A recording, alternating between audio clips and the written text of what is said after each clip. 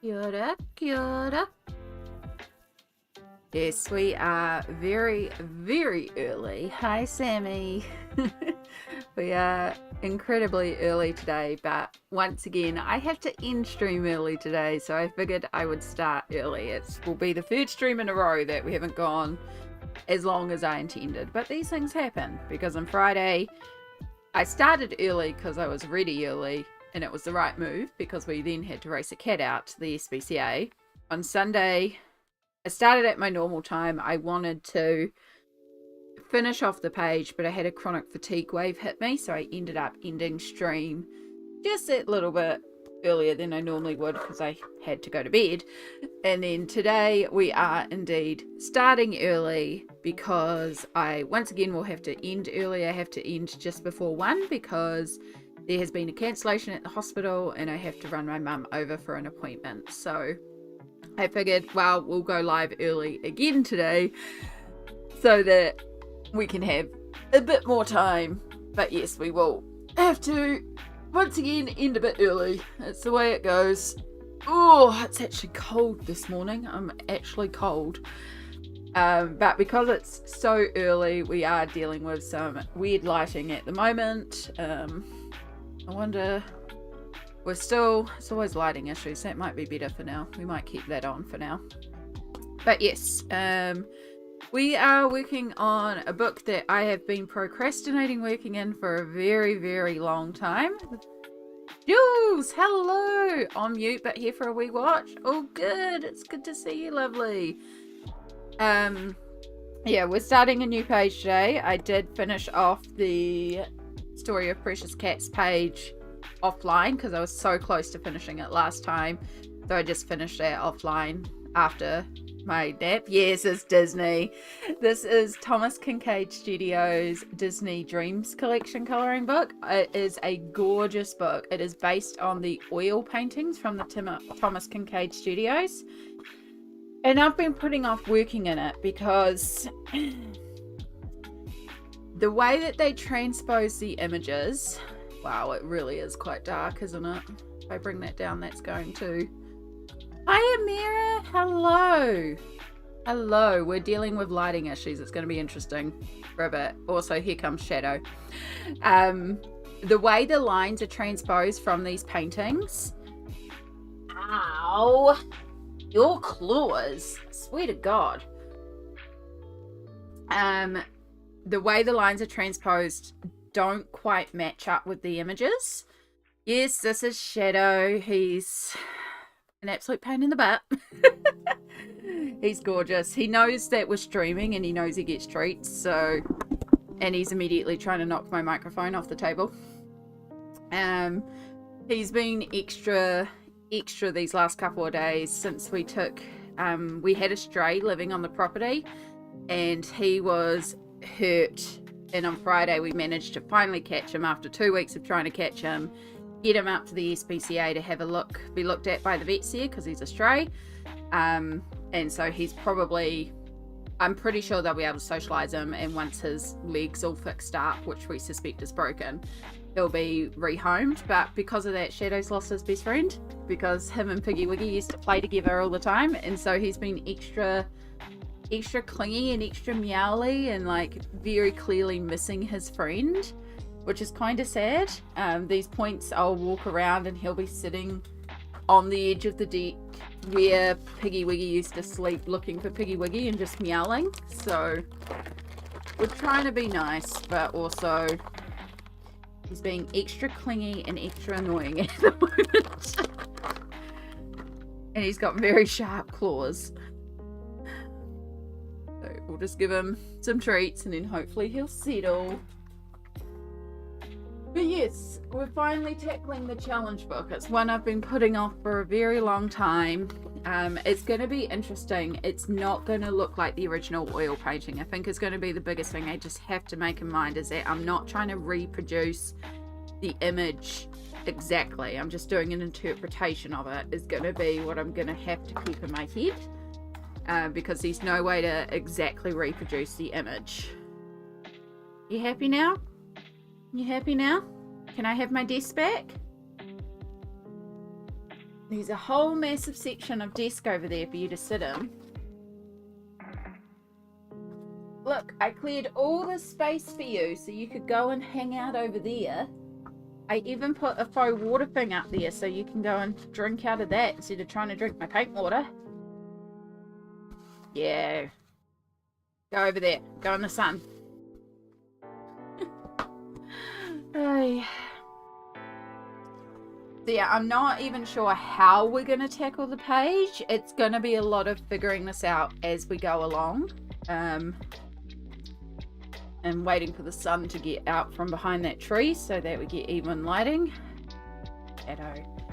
So I figured if anything, we'll start with an Inktense base and then just build up colours from there.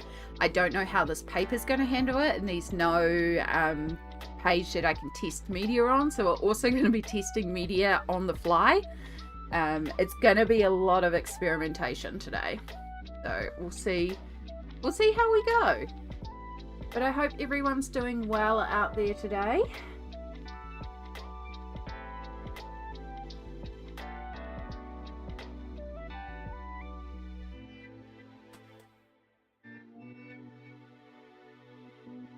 If I put you over my shoulder, will you leave us alone so we can have the space?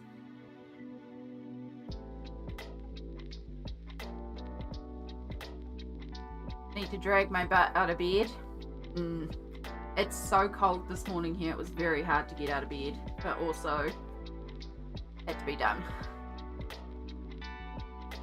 Okay, if I maybe, then we're going to get the extreme section of light until that sun moves around a bit more. We'll make it work. Again, lighting is still an issue here. Lighting is probably going to be an issue for a while.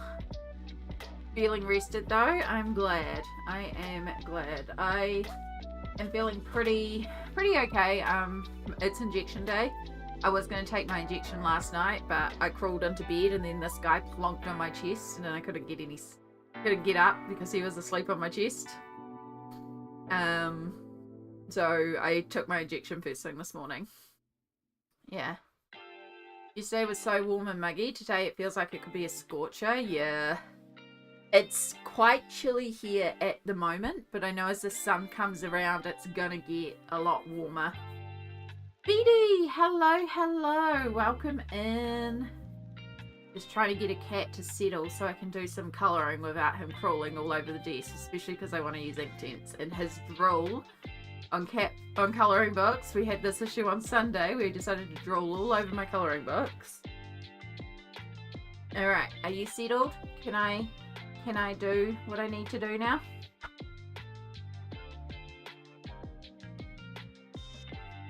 Yeah, I figure we'll start with an Inktense base and just build out from there. And just see.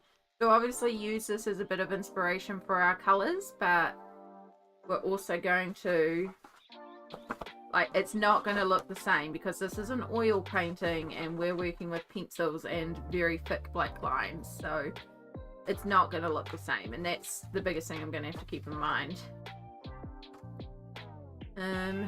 So for the sky, if we start with the sky, we've got this really grey blue merging into purple. I actually think some dark mink will be quite a good colour to mix with some blues.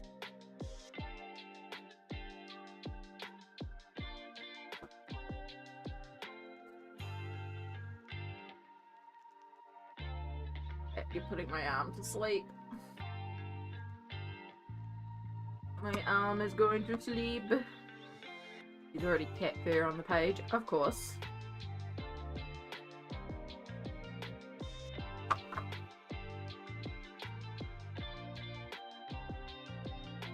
Right, we definitely are going to use some dusky purple. I love dusky purple, it's such a good colour.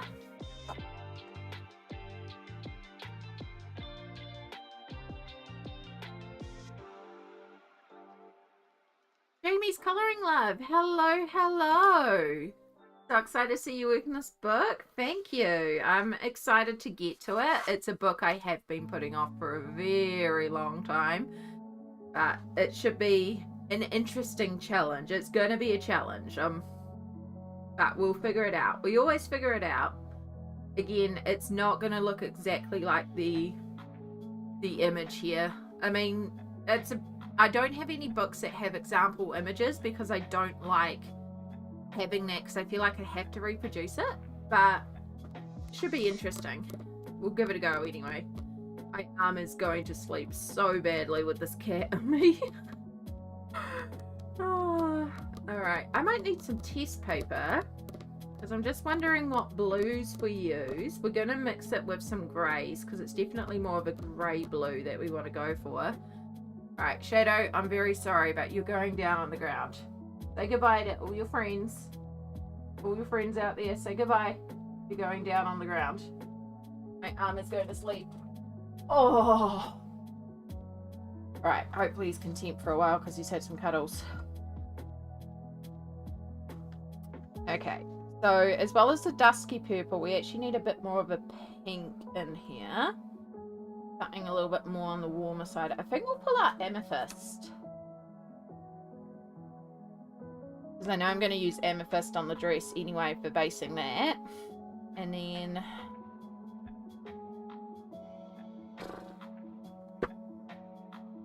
you scrap paper, you're some scrap paper. We'll use you.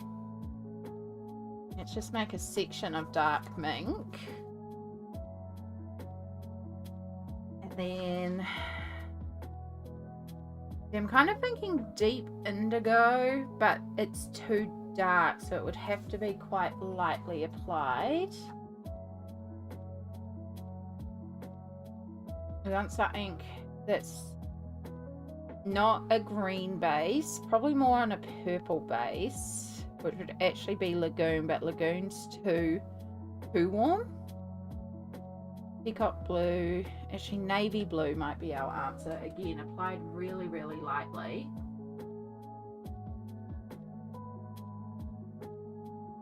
So yeah, we are live quite early today, but as I was saying, I have to end stream just before 1. My mum has a hospital appointment.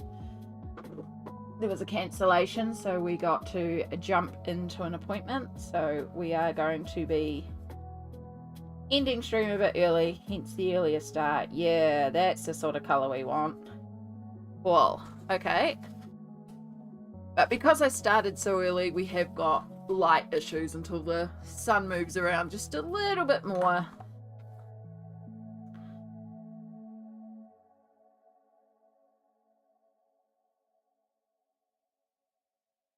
Yeah, I don't know how far we'll get today on this, but we'll see what we can produce. Again, it's going to be very experimental.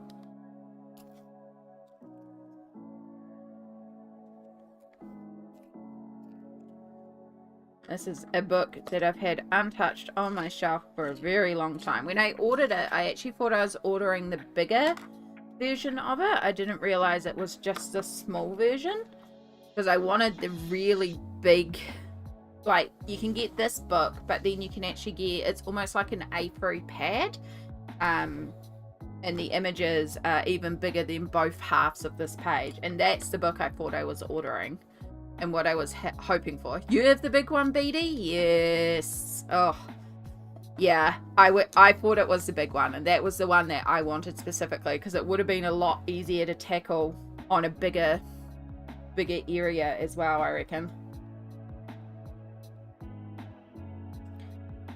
Alright, so let's start over here. So we have some pinky purpley areas over here. So I'm just going to kind of scribble in some colors, and just the point here is really just to add down some base colors. We're just going to kind of just make it up. I might have to bring you all in a bit.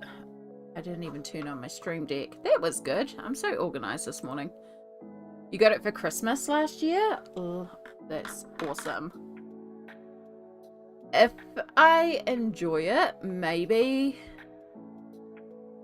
Oh, something's frozen. There we go.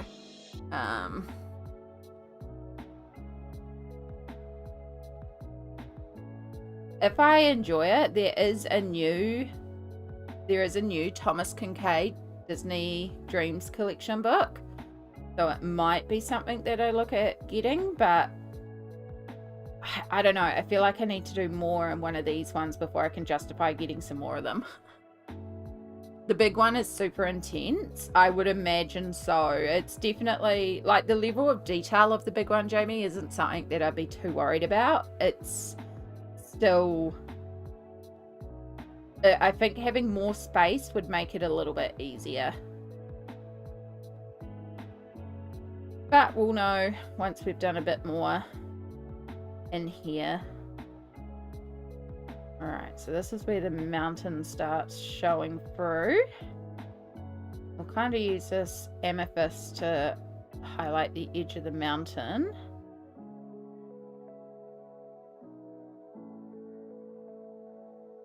And we'll just add in some spots. Alright. Let's get our dusky purple. You saw the new one. It looks really cool. I do really like Thomas Kinkade Studios and what they produce. Like, their artwork is gorgeous. I've always wanted to get some of the puzzles. Puzzles are definitely a lot of fun. They look really incredible. I downloaded one of, like, these heaps of them, those apps that you put on your phone that allow you to just, like, build puzzles. And that's been really fun. That's sort of been my wind down when I go to bed at the moment, is just building some puzzles.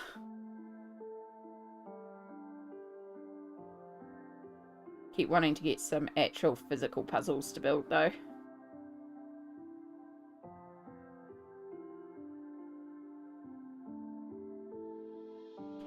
When we get around here, we're definitely merging more into the blue.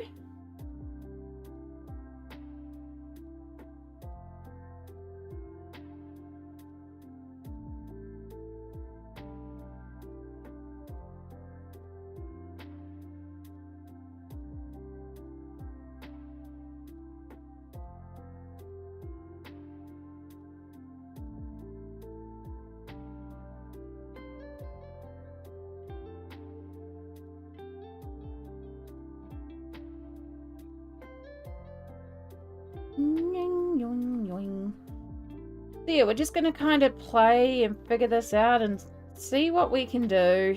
It's going to be a lot of experimentation, a lot of just taking inspiration from the image, but it won't look identical. I mean, the medias are completely different, so there's no way it's going to look identical. And then with these big thick black lines, like, there's not a lot we can do there, so.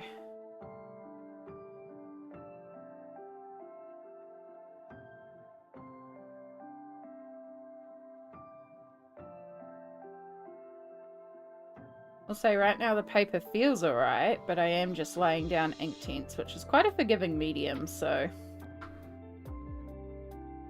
I have a puzzle app on my iPad. I don't get the regular ones because I'm afraid my youngest would try and eat the puzzle pieces. That's valid. That's very valid.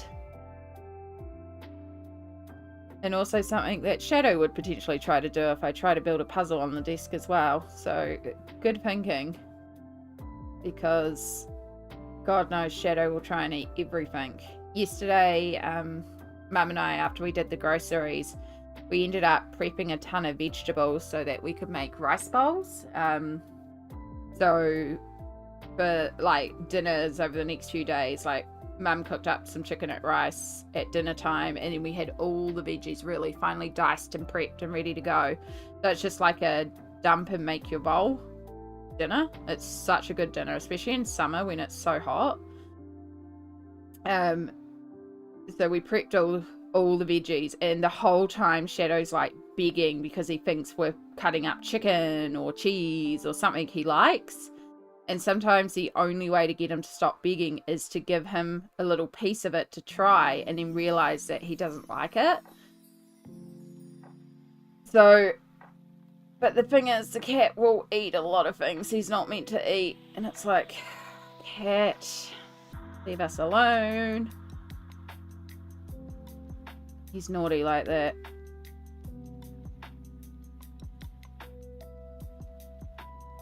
Yeah, I know he will eat cucumber. We already know he eats bread. He's not meant to eat bread, but he will eat bread.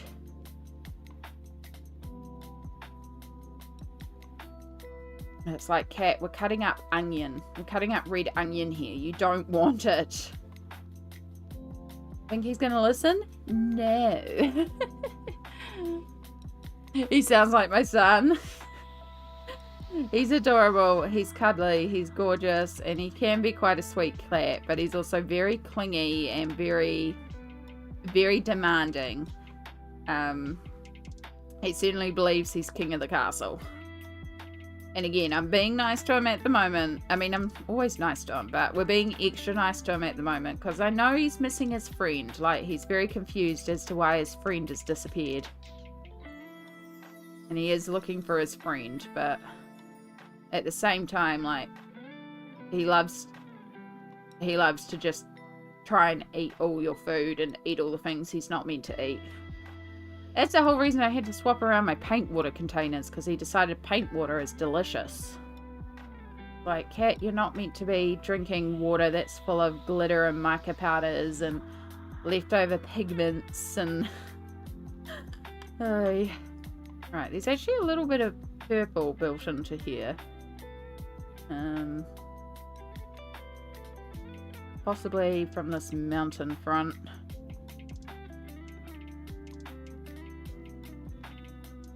We'll just cover the top of the mountain in purple.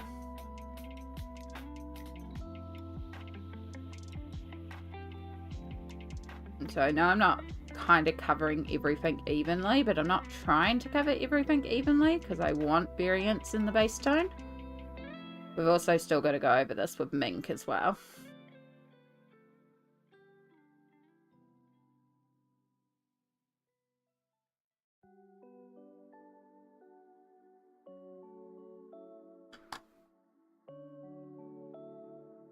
How old is your cat? Shadow is 12, we think. He is a SPCA rescue cat. He was found abandoned, and they weren't exactly sure how old he was, but was believed he was 2. So we've had Mum's had him for about 10 years, so he's around 12. So he's not a little kitten. He's a full-on cat, but he likes to think he's a kitten sometimes. But yeah, he's still running around, happy as, just lonely because his BFF is gone.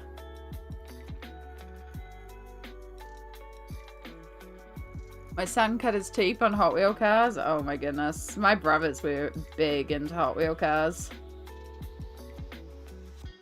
When I moved back here, back in with Mum, the room that I'm streaming from now is my old, well, we've all moved multiple times within this house.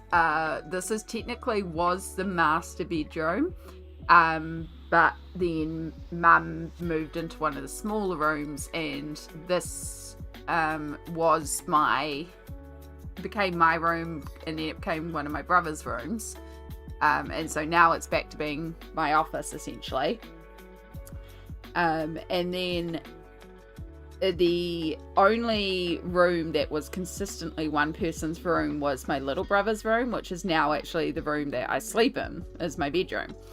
But when I moved back in, I had to message him and ask him to take down all his Hot Wheel cars off the wall, because it still had all his childhood toys on the wall. Yeah, the walls are like, it would be the perfect green screen room, because the walls are like green screen green, and the roof is banana yellow, the trim is bright red, and the cupboard doors dark blue. Like, it is such a colourful room. And yeah, one day maybe I'll get it painted, but it is kind of a crack up just how ridiculously colourful the room is. But it works. It's basically just a place to sleep and store my clothes. Most of the time I'm in this room because this is where all my art stuff is and my laptop is and my desks are. So this is where I do all my work from. But yeah, when I moved in, Mum said that I would have 2 rooms basically, so I could have my own space as well. So she originally thought that maybe we'll get a little couch in here so I could have like my own little lounge, but I was like, I have so much art supplies and storage stuff, it's not gonna fit. You could not fit a couch in here. That's okay, because the couch really just becomes a dumping area for me.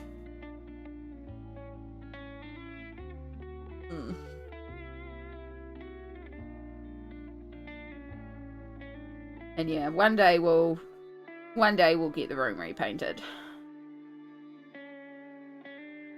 But that's not a huge priority for me. Again, it's just a place to sleep, so I really don't care. As long as the bed's comfy and I can get sleep.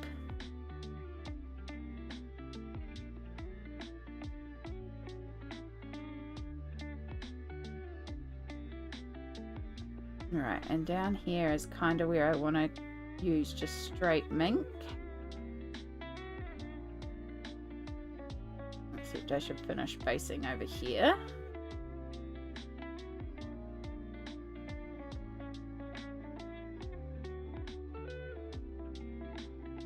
Here.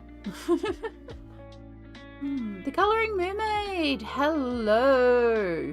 Super excited to see how this picture will turn out, especially with Inktense. Are you going to activate them with water or a blender pen? With water. I prefer to do it with water. I know a lot of people prefer activating Inktense with a blender pen, but I feel like I get better results personally with water.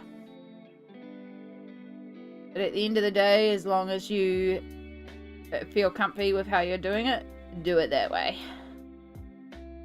I'm hoping it'll work out. Again, I haven't had a chance to test the paper because there's not really anywhere in this book that you can test the paper because every page is an image. The only page you can really test it on is this front cover, which I don't really want to do, and it's mostly all coloured in. It's just a little section on the side. And I really don't like testing on those sort of cover image pages, so yeah. But the idea is we'll use Inktense as a bit of a base, and then hopefully, all going well, we'll come in with some form of pencils and add in some details and some highlights. Right, I think that'll work for our sky. Anyway, we'll find out. We'll find out. Curious how the paper will hold up to water. Yeah, we're gonna have to be quite careful with the water because I also would like to not completely ruin this side because obviously it's got a reference image, but I know it's going to be a lot of experimentation. I have no idea how this book is going to go. I've been putting it off for so long. Just one of those books in the collection.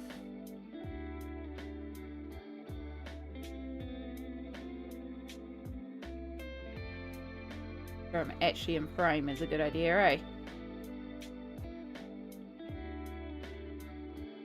The colour will be probably a bit more intense than the reference image, but I'm thinking I can then come in with a white Prisma and actually lighten up some areas. That's kind of my thinking for back here.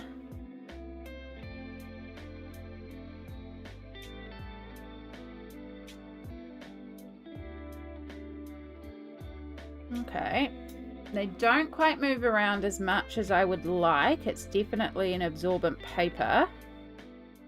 But it's not bad. Like, it's very workable. But, yeah, it's definitely like... Sometimes when you put Inktense down, you've got a couple of minutes just to move them around a little bit before it, like, fully absorbs into the paper. This is sucking the water right in. So it means it is quite an absorbent paper, which is understandable with the tooth that's on it. It's not bad. It's not like when I worked in the D&D colouring book and we put the water down and it just went into the page and I couldn't move anything at all. Not as bad as that, but it is definitely something to note. That's a good thing I did completely cover up the sky, because this isn't one where you could like just put down a small section and then push it out, I think. And we're starting to lift a bit there too. Cool. You don't like a lot of water at all.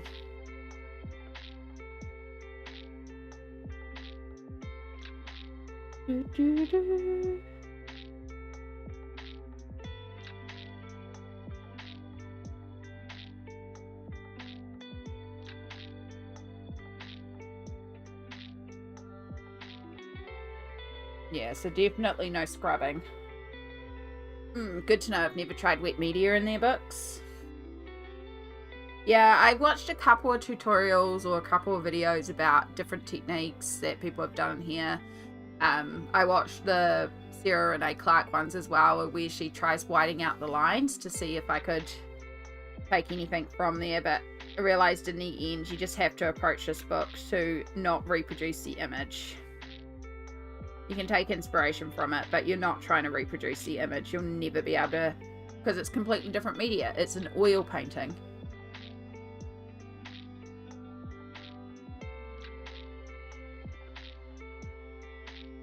You seen those? Yeah.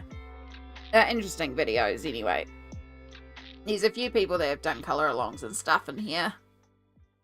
You can get some interesting effects. I'm looking forward to just trying to figure out what I can achieve. I'm colouring a gingerbread house in the Joanna Basford Christmas book. Nice. I did contemplate adding that one to my collection, but I feel like I've got enough Christmas dedicated books, and I feel like I've got enough Joanna, and I don't work enough in her stuff to justify getting a Joanna Christmas book. So if I find it on like a really good deal one day, I might grab it. I do like that that one is technically single-sided though.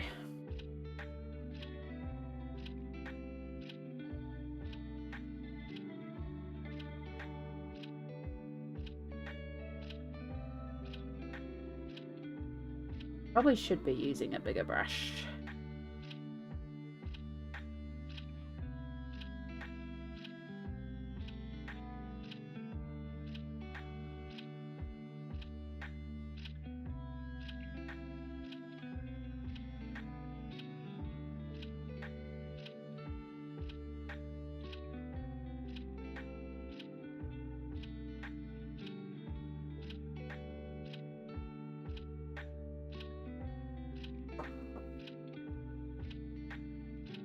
So I'm thinking that we're probably going to use a bunch of Prismacolor in the Sky for highlighting and working maybe the glow of the lanterns out. Same with the water. We'll probably use a mixture of Prismacolor and Pablos. So the Pablos will allow me to get the sharp, really bright highlights, but the Prismas will allow me to blend lots of odd colours together for all the reflex. But then I think we'll pull out Polychromos for like all the tiny direct details like her hair and all the flowers in her hair. I feel like we might need polys for those, and then like the grass down the bottom and all this bit down the bottom I think is going to work better in polys. So it's going to be one of those mixed pencil pages again as well, where we just throw all the media at the page. And then of course I'm very tempted to pull out glitter, even though that's not on the original, but you know me, I love my glitter. But we'll see how we go. I don't have to glitter a page, but I do love glittering a page. You worked in the Kanoko Agusa book last live stream, right? Do you have the English or the Japanese version? I want to work with Intenso Albatura. No, last time I was working with... Let's zoom you out. Last time I was working with... Where'd the book go? Where'd the book go? We'll pull these ones out while we're here. Ooh. The last live I have been working in Naoko Neko's Story of Precious Cats. So this is a Japanese book though. So this is, I finished it off stream for those that didn't get to see, because I finished a stream with just that last cat to go basically, and so I did finish the last cat and did the glitter in the sky. So this is Inktense and a mixture of Pablo's Polychromos. I think there's a tiny amount of Prisma in here as well. But yeah, it does work. I did use Inktense and Albert Dürer for the base of it, and then I used pencils on top just to deepen the shading. Now I do have Kanoko Agusa. I have 2 in my to work pile this month. I doubt I'll get to both of them. But there's one that I've been working on in here, for example. Long time viewers will recognize this page. That was a continual disaster page. So I fixed up the background with some washi tape. But yeah, I've worked in the English version. This is just Polychromos. Polychromos works beautifully in this book. It's not often that I like working just in Polychromos, but I really do for Kanoku's work. I think the other one that's in this one is all Polychromos too. It is. Yeah, I think everything I've coloured in Kingdom of Curious Creatures is all Polychromos. That's all Polychromos.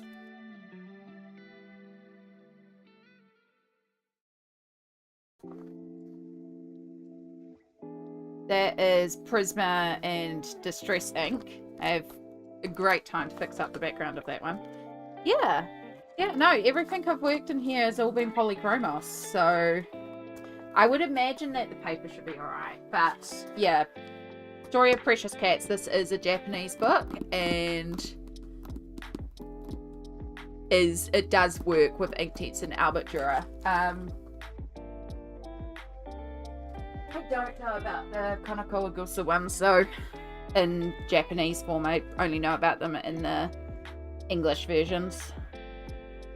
And yeah, I haven't tried Inktense in one of those books, I believe, because the other one I do have Garden of Fairy Tale Animals, but that one I've worked with Crayola Super Tips, and I turned them into watercolor, and that worked really well as well. So it does handle wet media. I was trying to use as minimal water as possible to avoid the bleed through. Oh, where are you?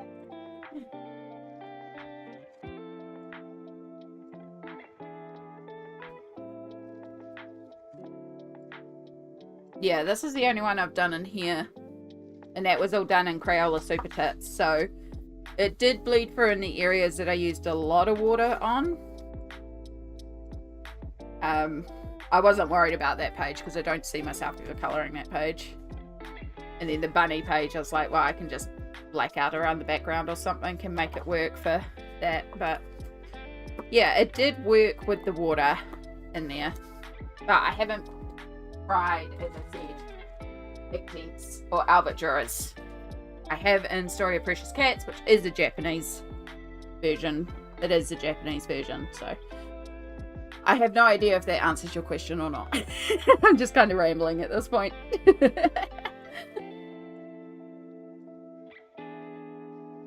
Thank you, Sammy. I appreciate that. It's so nice to get that Naoko Neko page done. And very hard not to immediately jump into the next page in that book.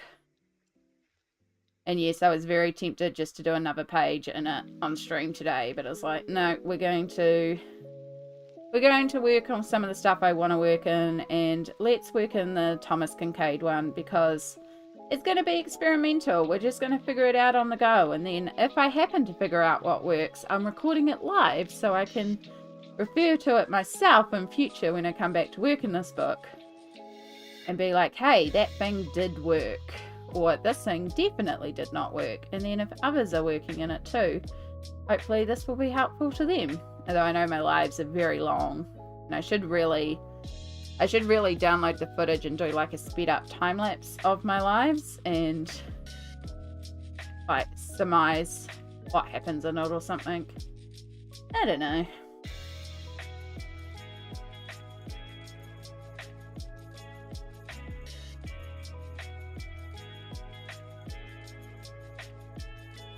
But we often end up in tangents and rambly and pulling different bits out, so, you know.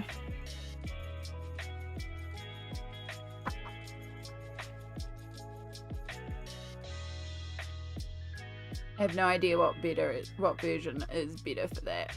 I don't know, I feel like paper, like I often hear people say the paper's better in this version, but I think it is really dependent on your media and how you like to work, because I know some people love a really smooth white paper, but my preferred medium is polychromos, and so because of that, it means that I prefer a paper with a little bit of tooth. But if you prefer to work in Prismacolor, the smoother paper can actually lay down that Prismacolor better. You know, and obviously if you prefer alcohol markers, you're going to want single-sided all the way. I don't mind double-sided because of the fact that I like to work with Inktense and polys. I know words. There's too many pencil brands that begin with P.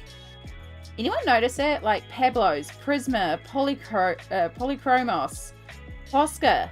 It's like all the P's.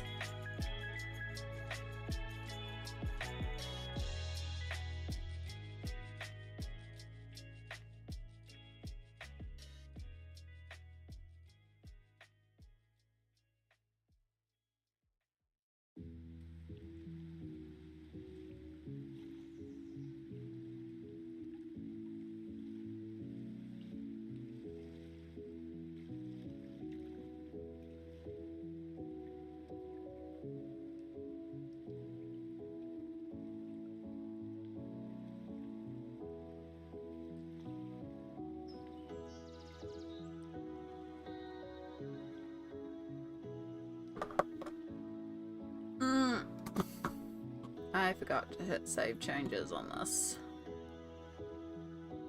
Here we go. That might help.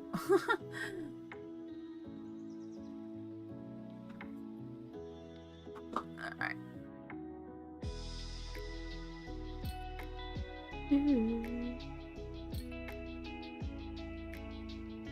I'm also thinking about getting some oil pastels and trying some of those out for different backgrounds and stuff sometime.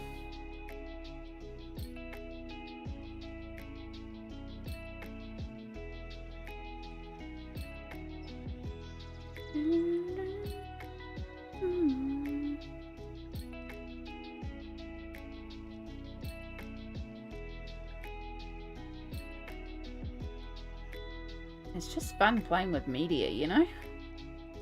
I just like playing with different things and seeing what I can come up with.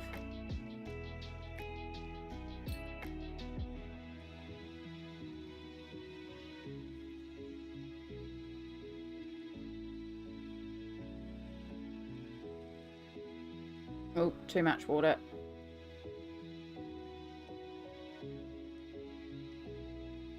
Okay, so yeah, the pigment doesn't really want to move around too much, which isn't the worst thing in the world, because with these clouds, obviously, I'm not trying to do necessarily a smooth blend. I am trying to have variations in tones and textures to get that cloud-like effect. So it works all right for the clouds. It's gonna be interesting when it comes to the water.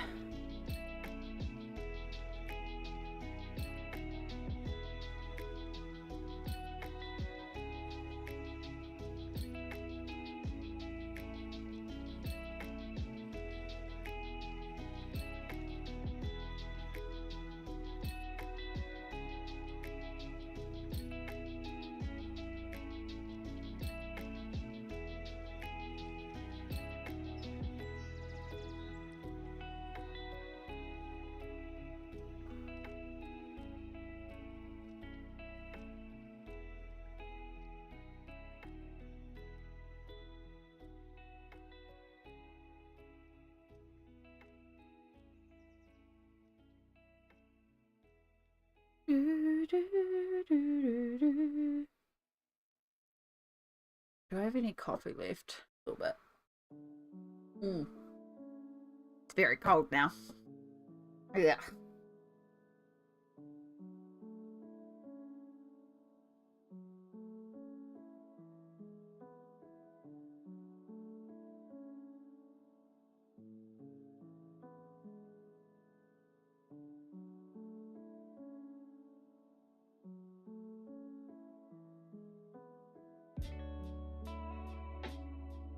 Yeah, I got crazy busy couple of days because stream and then hospital appointment today. Tomorrow is I've got a my mum has a meeting and she asked if I would bake a fresh loaf of sourdough bread for her to take to the meeting. So not that it's particularly hard, especially because I do it in the bread maker, but I got the sourdough starter out and got that reactivating on the bench. So I'll whip that up. I set it all up to knead tonight, and then I leave it to rise in the bread maker overnight, and so I'll cook that tomorrow morning just before she goes to her meeting, so she can take it hot and fresh out of the bread maker.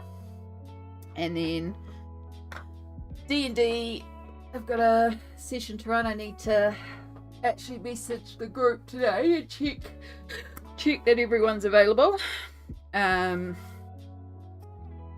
Also have to order a prescription. The pharmacy rang because they're placing a large order and they needed to check if I needed my injections, so I better make sure I actually place my prescription so the injection is sorted.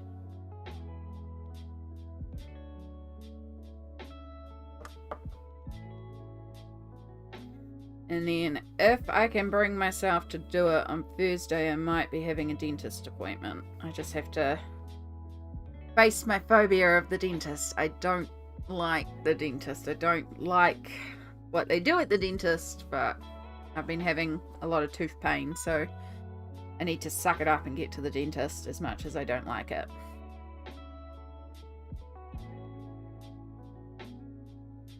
Okay, it's not bad. It's not great. I think you can see like the spottiness, and so like here where the pen where it wouldn't move. So definitely if you're working in a section, you need to get it going all together. So it doesn't really want to move around too much, which isn't the worst thing, but it is going to make the water a challenge. So we are going to have to make sure when we activate the water, we activate it this way, so at least the streakiness works with the texture of the water. But it hasn't bled through, so that page is all good. I think we can make it work.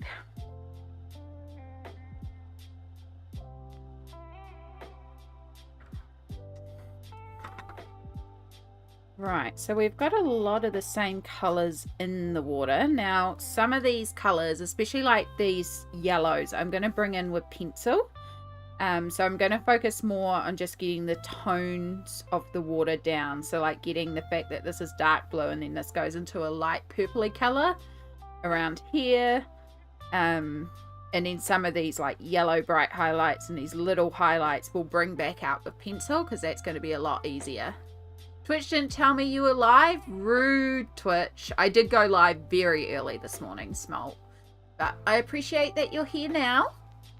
I know I'm throwing everyone out with how early I keep on going live at the moment, and I was going to start at normal time today, but the hospital had a cancellation on an appointment for Mum, so I now am taking Mum over to a hospital appointment at 1, so yeah, so we did end up going live early again because it just worked out that way. Honestly, the amount of times that I've been ready to go before 9 for stream and I start at 10. I'm like, do I just start my streams now at 9? Like, I've been getting up earlier and I'm ready earlier. Like, it used to be that I didn't get up until like 8:30, 9 o'clock on stream days. So that's why I had the 10 a.m. start. But lately I've been getting up at like consistently 6:30 a.m. or 7 o'clock. Like, I'm up and early and ready by like 7:38. So part of me is like, do I actually start doing streams earlier because I'm up earlier and ready to go earlier? So we'll see how we go. But how are you going, Small? It's lovely to have you here again.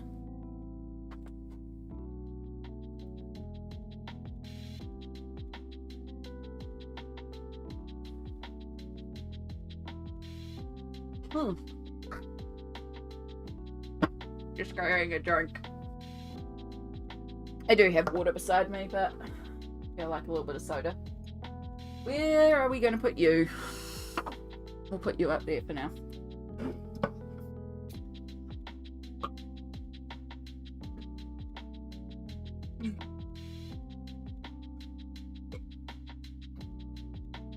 first. And then fun drink. These were on special yesterday, and they're one of my favourite sodas. It's just like it's called Sparkling Duet. It's orange and lemon. And it's literally, they take orange juice and lemon juice, concentrate, and mix it with sparkling water. So it's basically an orange soda, but it's not artificial orange like Fanta. I know, I've always, like, real childhood associations for me in that one. Sparkling Duet. Really like it. Sparkling Duet slaps so hard, it really does. And it was $3 for 6 cans yesterday, so Mum and I each got a 6-pack. Yeah, we're gonna get one of those. Just finished a hot compress to my eyes, so sight hardware is recalculating. New ointment is helping so much. I'm so glad, Smolt. So glad to hear that's helping, because I know the eyes have been bugging for a while, so that's very, very good to hear. We're finally tackling the challenge book. And I'm working very slowly, but that's okay. I'm using a lot of dark mink in this page so far, because it is the perfect colour. So it was a good thing I've put this off for so long, because there's a lot of dark mink in this page. So the new ink tints are helping a lot with the colours. Actually, I'm thinking, because we've got navy blue,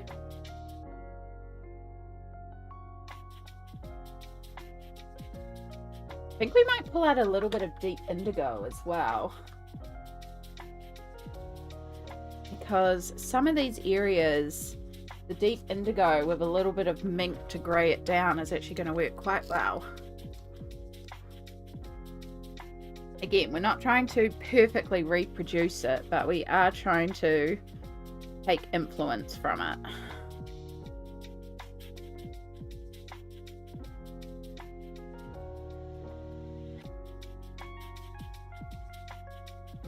So along the edge here, we do want quite a bit of dark indigo, but then we'll sort of go quite lightly, and we'll fill those gaps in with mink, and then we'll go down to the navy down here.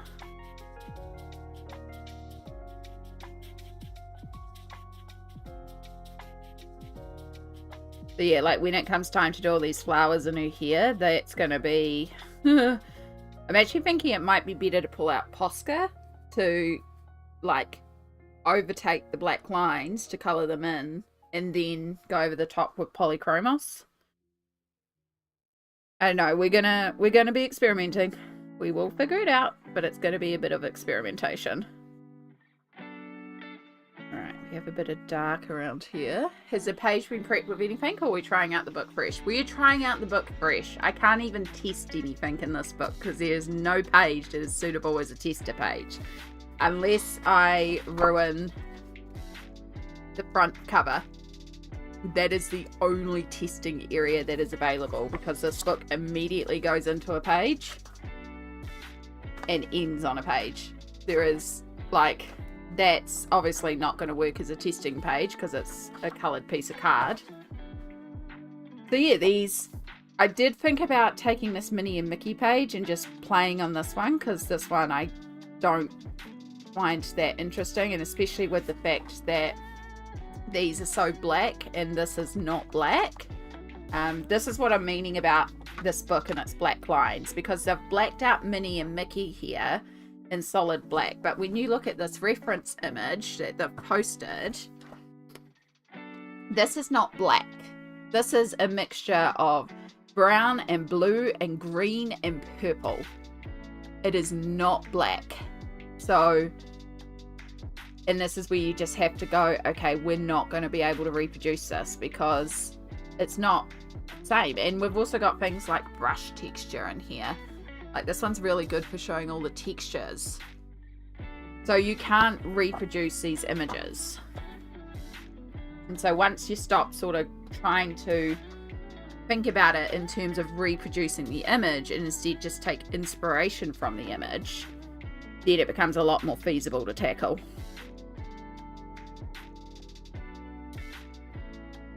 But it's also why I don't have books that have an image for you to copy a lot of the time, because I feel like when they do this, you have to copy the image. Like Appoel, I think it is. Appoel, I think is how it's spelled. Korean illustrator, has some really gorgeous books. And I have thought about getting one of her books. But the fact that it has the example image beside it kind of puts me off, because I'm going to feel like I have to reproduce that image. But it's like, yeah. It's like, you don't have to, but I would want to. So, but I am liking the idea of taking this page as a little bit of a challenge and just seeing what kind of effects we can produce and just how close we can get to it. I know it's not going to be identical, but it's going to be interesting. We'll just see what we can come up with anyway. The images weren't originally designed to be color learning pages. Exactly. They weren't. Amy, have you ever watched a movie about Thomas Kinkade? It's very interesting. No, I have not. I did not realize there was a movie about it, Amira. I'll have to see if I can find it. Hopefully it's on like YouTube or something, and I can just watch it on there. I don't have a lot of platforms that I watch stuff on. But I do like the fact that there are so many things being uploaded to YouTube now from production companies, so you can watch things on YouTube. Yeah. The Minnie and Mickey page, I think, would be a really good one to try gessoing and seeing what we can achieve blocking out those lines. Yes, on YouTube. Excellent. All right, I might have to have a look at that later on. Thank you, Amira.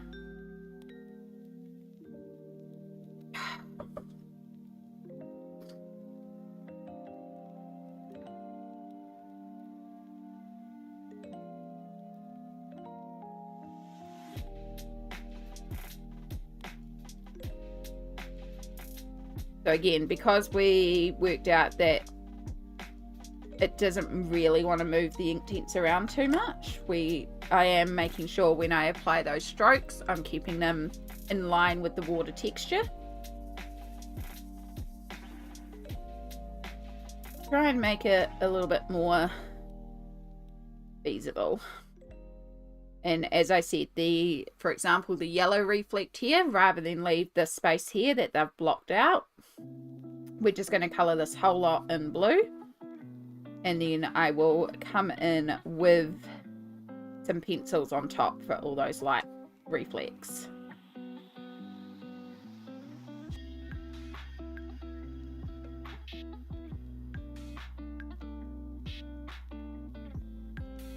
That's when we start really getting into the purple area.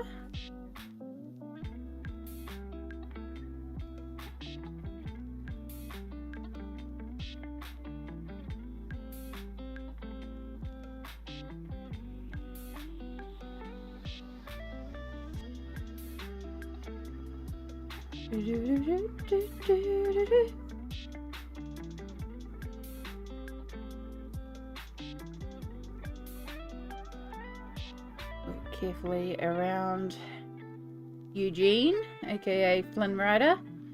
I love Tangled. Such a good movie.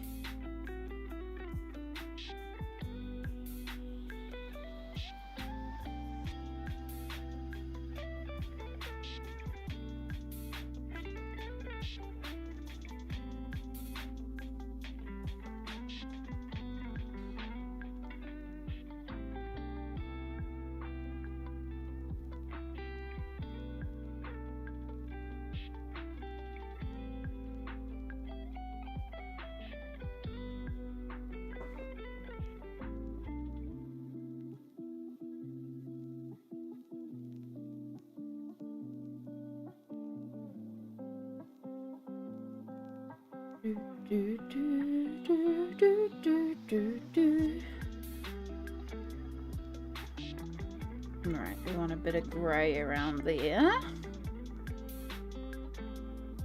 And it merges into the blue. Got a lot of blue more this side than the grey. A couple of areas of the grey, because I am going to also bring in some mink into this.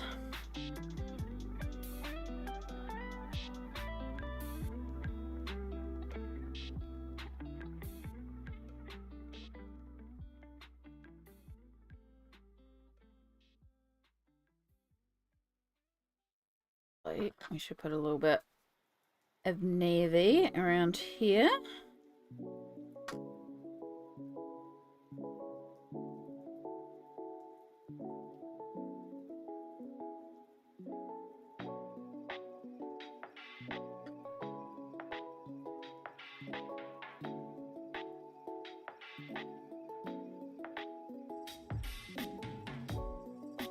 A little bit of purple in there, but just a real little bit.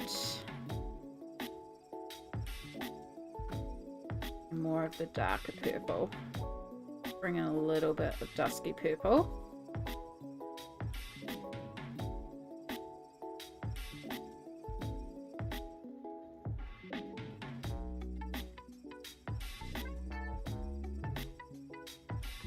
Purple kind of goes to about down here.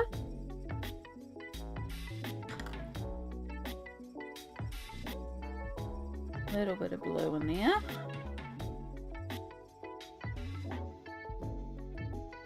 See, like these lines that they've put for the motion waves around the boat aren't at all over here.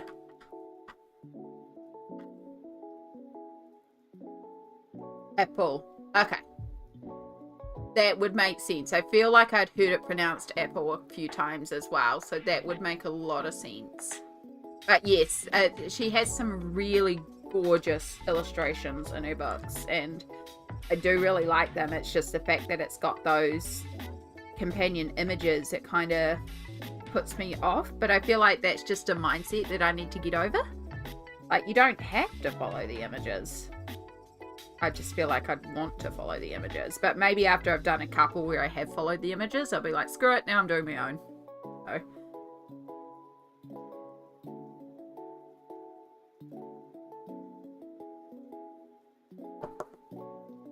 But if you're not sure how to approach a page or how to colour a page, it's quite handy because the colour's already there for you as well. So, advantageous in that sense. Oops, I forgot to do amethyst over here.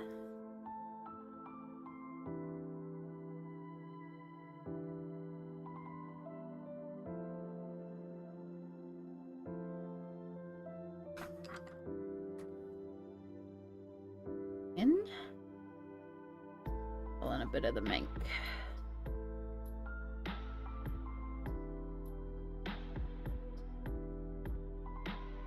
This will help bring that little bit of grey into the water.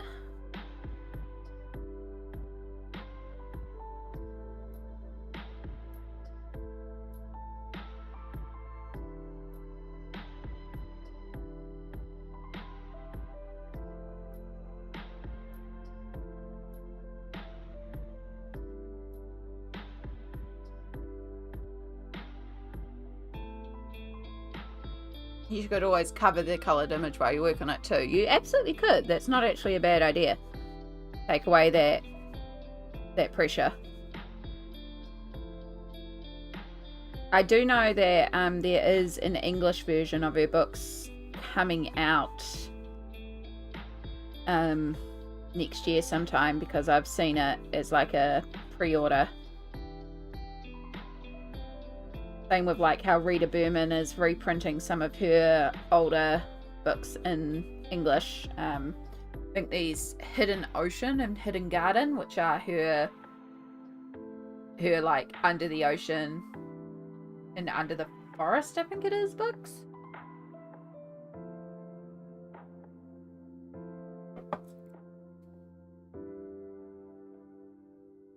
And yes, Hidden Oceans is definitely one that I will be looking into getting, because I do love colouring my ocean friends.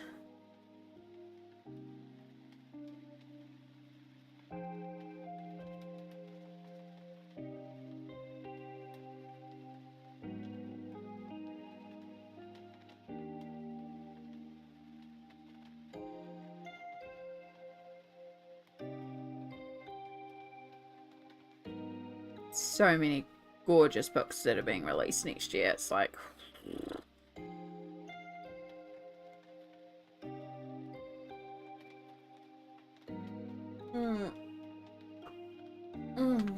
Alright, I've got you zoomed right out again, haven't I? So rude of me.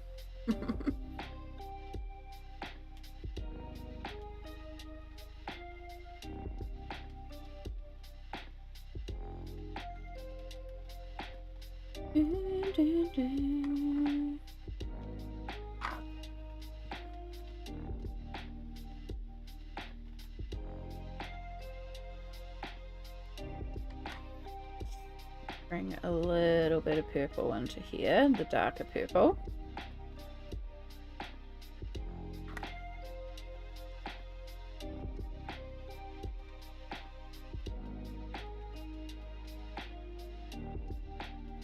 The grey, and then around here we can go. In fact, it goes really bright blue, like even a bit more greeny blue.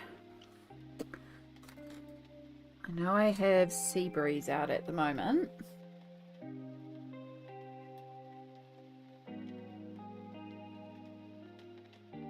It's not Sea Breeze, Sea Blue. That one.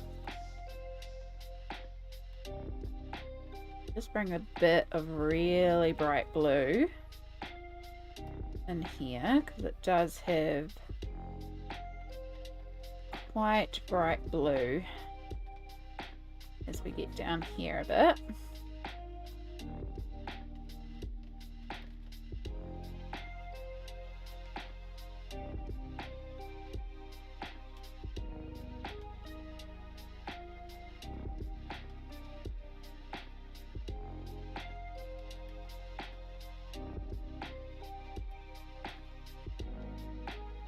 And then we go really bright purple in here.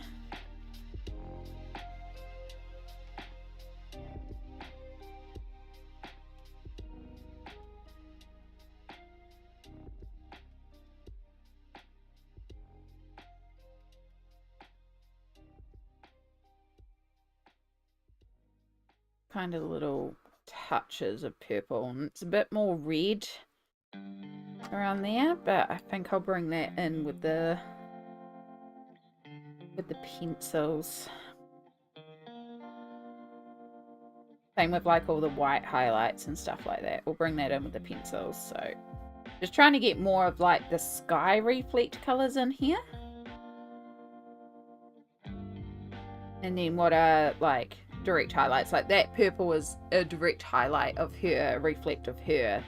So this red around here is more like the top of the boat reflecting, and then we've got the light reflect from the lanterns, but we will bring those in a bit more with the pencils.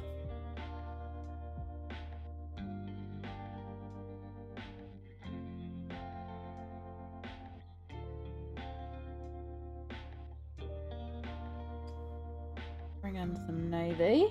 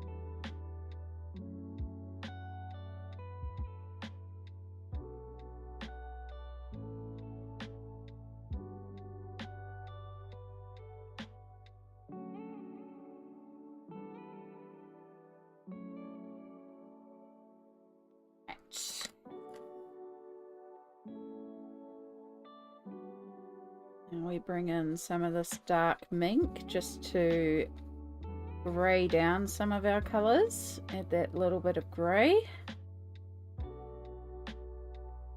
Do kind of want to avoid some of these sea breeze areas as well.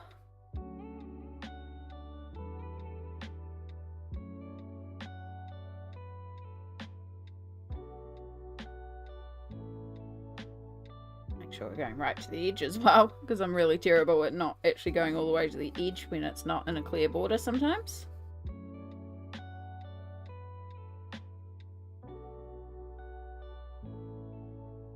Right, we'll add in little touches of grey, but there's really not a lot of grey towards the front. The grey is more towards the back as it goes backwards.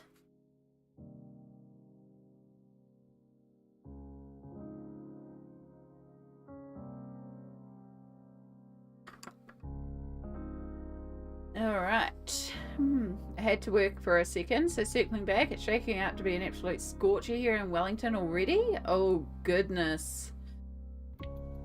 I still feel cold. But I feel the cold really intensely, so, I mean, I'm here in a blanket hoodie, but it is looking beautiful out there, but I'm just cold.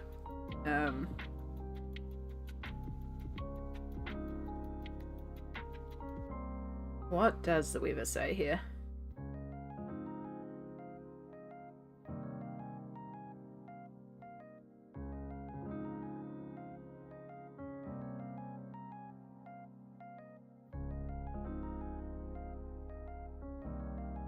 It's only 19 Celsius, which isn't that warm.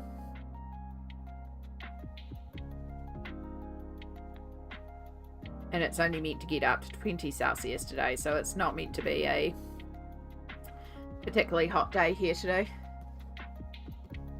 And then conversion. 19 Celsius to Fahrenheit. I really need to get the converter in here. So it's only about 66 Fahrenheit at the moment here.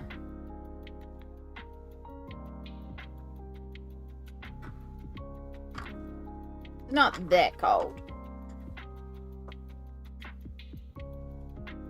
I say all this knowing that Jules is working and probably can't hear any of it.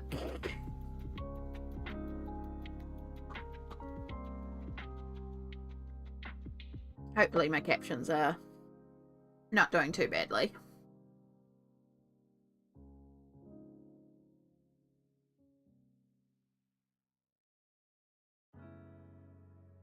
We'll start by activating just the pure grey sections since they need to stay grey.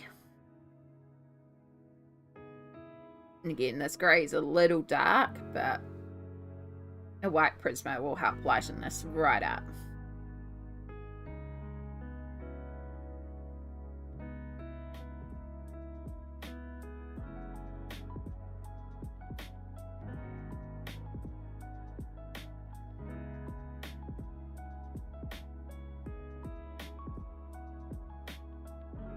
Now normally if I was doing an area this big, I would pull out a bigger brush. However, I do want the thinner brush because I don't want to blend all our colours together too much. So I actually want to have this fine tip so that I can just work across and activate sections of colour.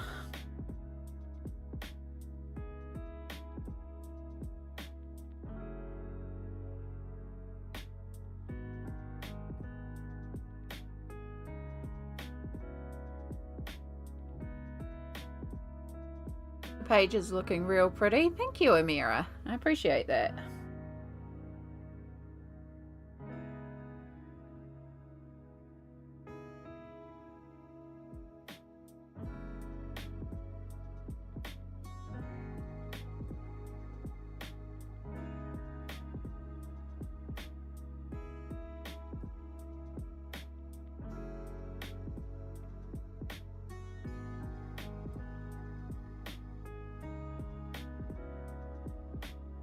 even though we haven't got all the highlights in, we are starting to get like variations in tone, as in the water itself and all the different colors of the water. So we're still going to add in those yellow and orange reflex and the whites and all that, but like for the base of the water, happy with that.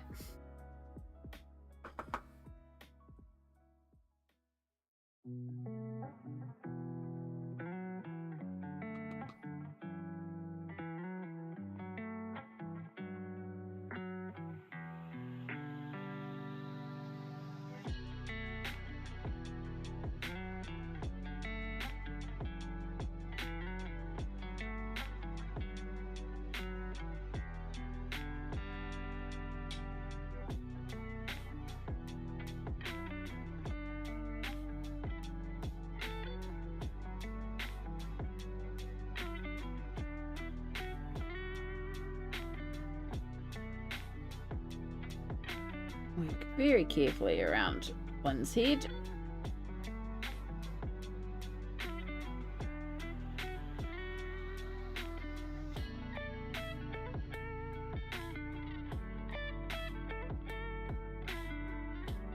There is actually a lot of really fun light reflex on this page, which is why I chose it. I mean, partially because I can tie this one into a very strong December memory for me, so it feels very seasonally appropriate.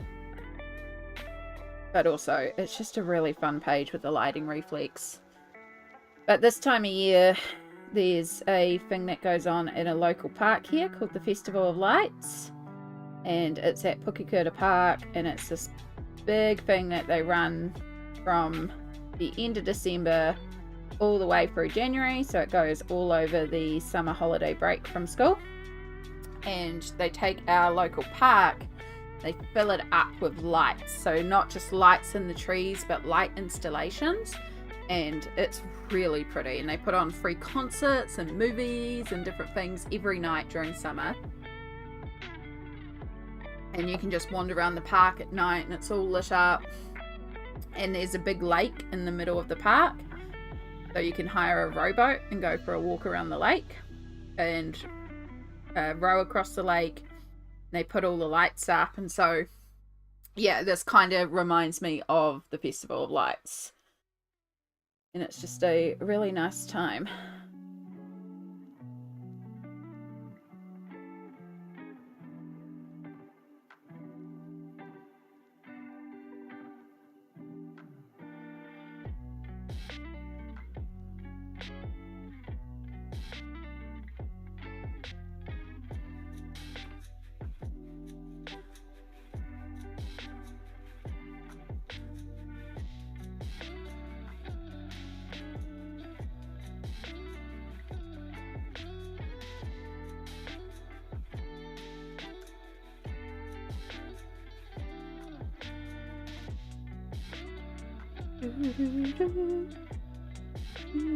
Oh, too much water.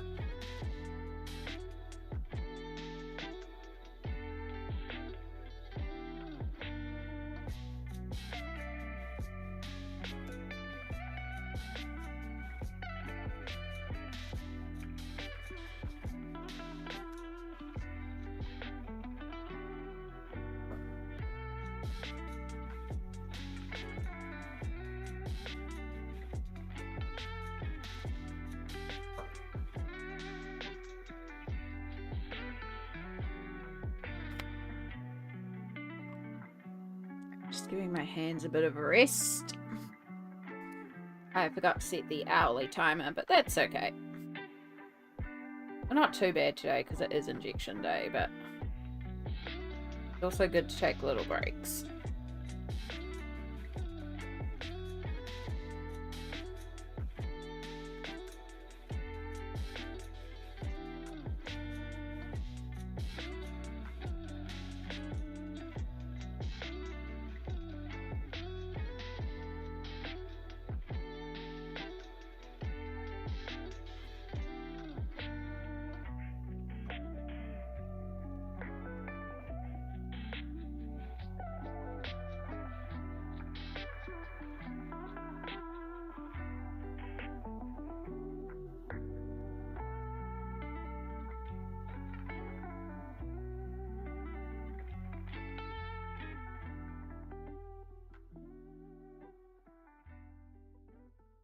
how are we all doing out there?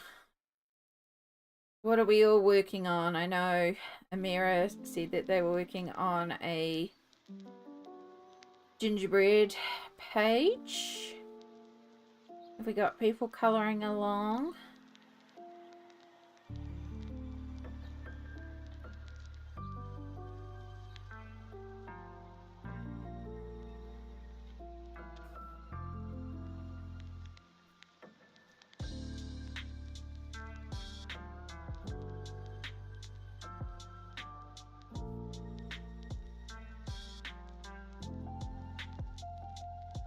Sure, my phone's actually charged since we have to go to an appointment later. But we've still got ages to the appointment.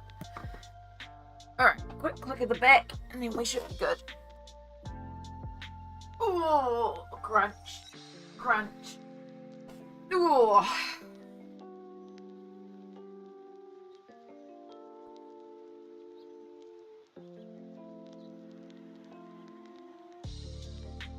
At here.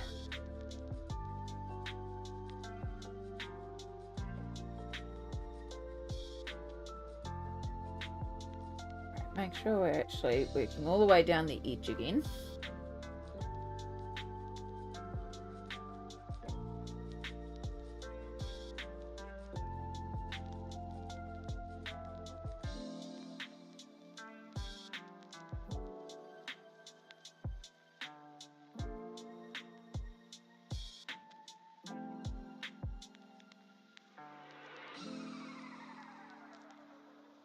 I'm still not out of bed, but I'm trying to schedule my day. Oh my goodness, Sammy. Honestly, a lazy morning in bed is a vibe sometimes.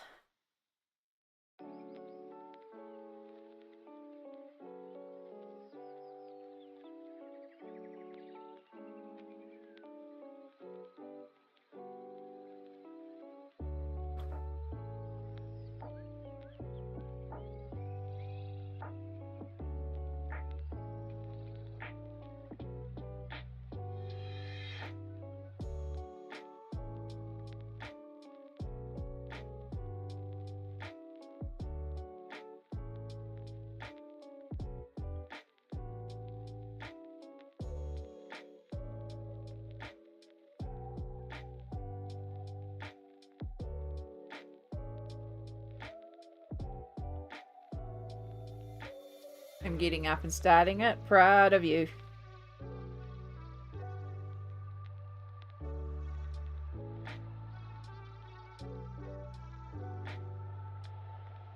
If you stay in bed, you can't have breakfast.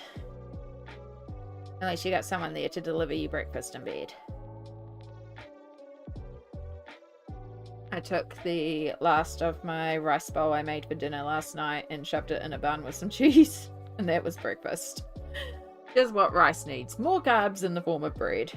But it was a tasty breakfast. And it was an easy breakfast. Sometimes that's the key.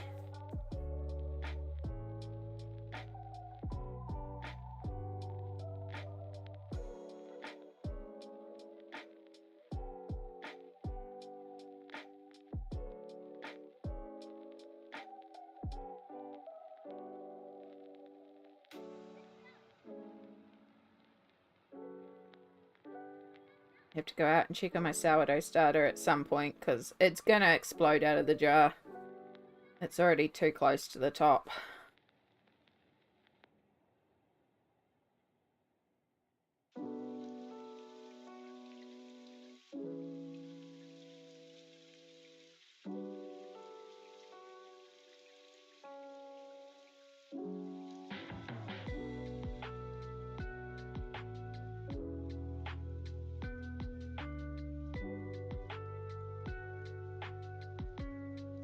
Start by activating this bright blue.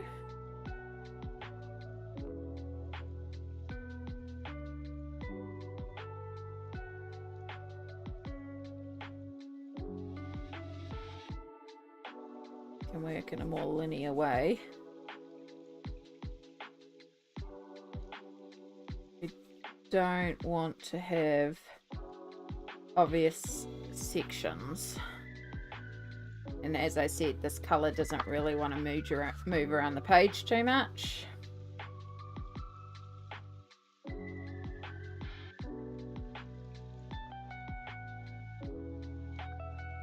We get a little bit of movement, but we don't get a lot. Once it's down, it's pretty down.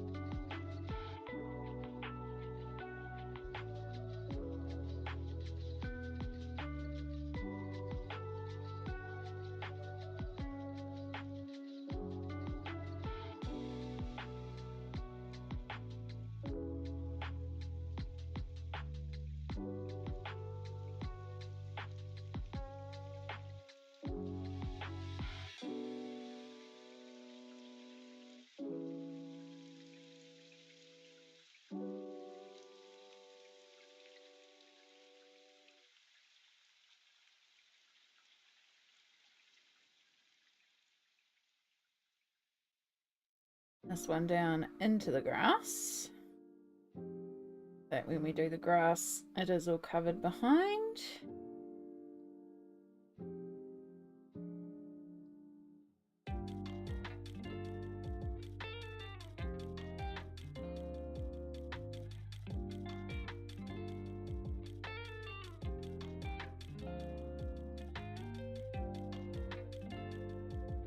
You can do it, Amy just casually performing matches as the colours become so vivid and wonderfully blended.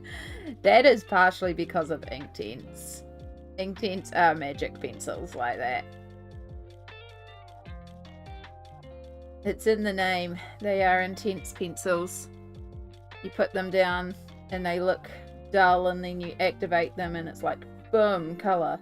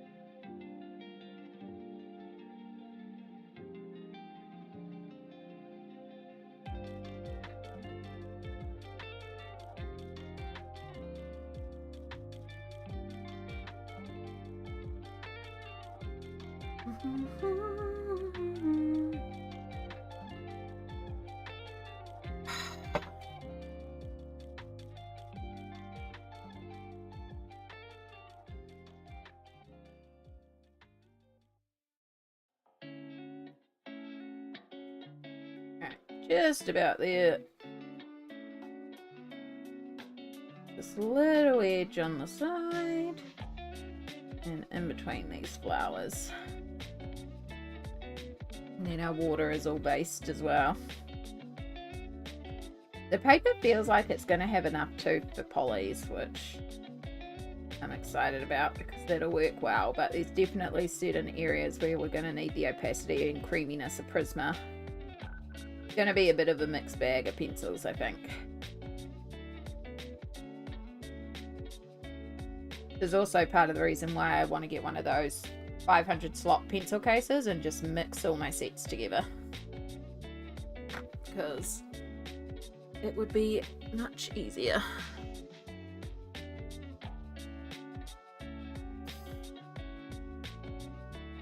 Yeah, we still need to darken in here quite a bit with the reflect of the boat.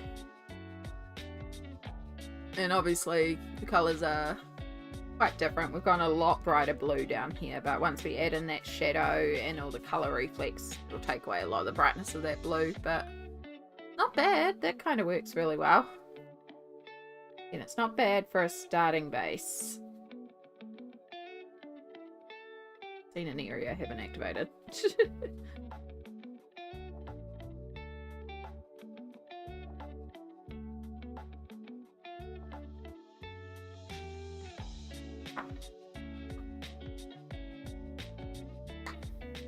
Okie dokie. What else?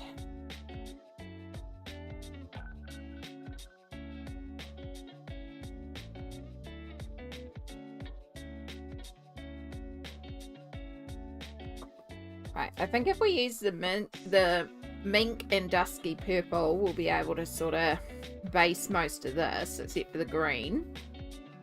But we could base the majority of the stonework. We'd still have to bring in a bit of green and a bit of red to represent all the flowers and the growth on it.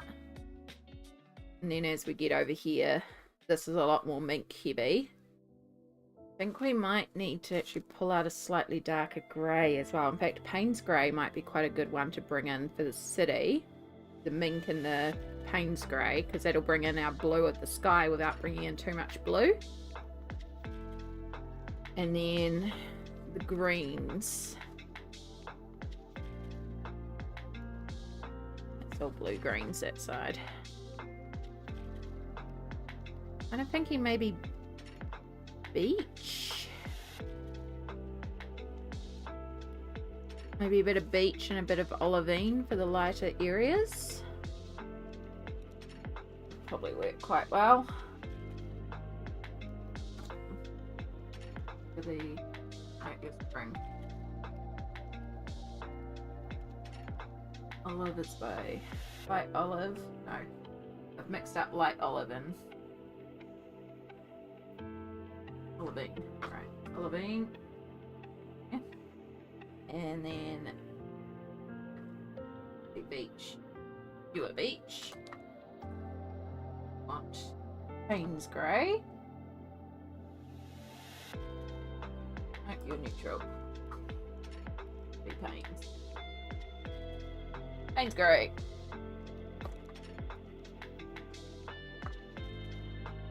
Get here. Okay.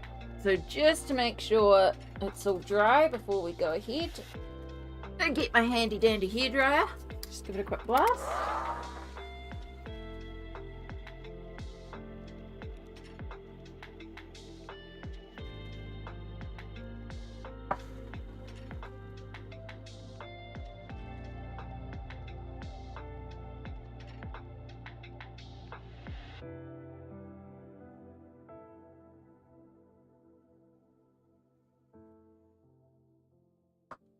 Time for lunch. All good, Amira. You have a wonderful lunch. It was lovely having you here.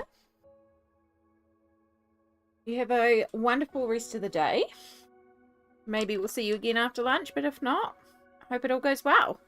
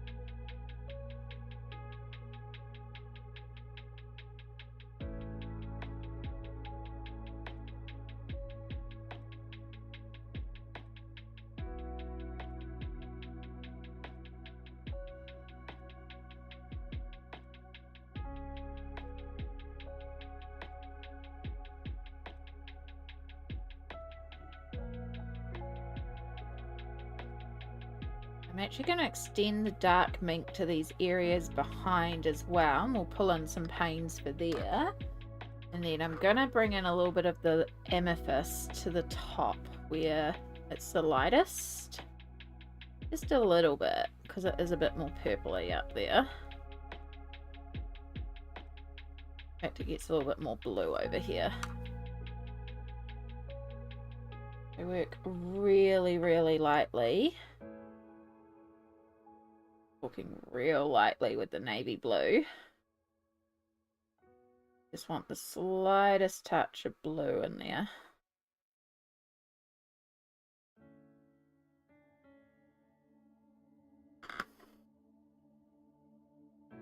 Zoe, hello, hello. It's my first time catching you live. Hope you're all okay. Kia ora, welcome in. I'm so glad you could catch us live. I am doing fabulously, thank you. We are experimenting and trying to figure out this Thomas Kinkade Disney Dreams book. So we're working with some ink tints and just laying down some base colors at the moment and just trying to figure out how to color this page. Since it's your first time here catching a live, just so you're aware, I dual stream. So I am live on both YouTube and Twitch at the moment. So you may see me talking to people in a chat that isn't on your chat platform. But the chat directly above me on the screen here has both chats combined. So you can say hi across whatever platform you're on, just so you can be on the platform you feel comfy on. Shauna, hello, also new to the live. Kia ora, welcome in. I was so intimidated by that book, I gave it away. Yeah, I have been putting off working in this book for a long time. It is very intimidating. I do get it. And I think the biggest thing is just realizing you're not going to be able to reproduce the original. We are inspired by it, but we're not going to be able to replicate it exactly. So we're going to do the best that I can do. I am trying to look at it for like the colors and interpret things from it, but it's not going to be exact. So right now we're just using ink tints as a base, just to try and block out some colors, fill in some of the page. And we're just figuring it out as we go along. Just kind of making things up. That's about it. I'm just making things up and hoping it works.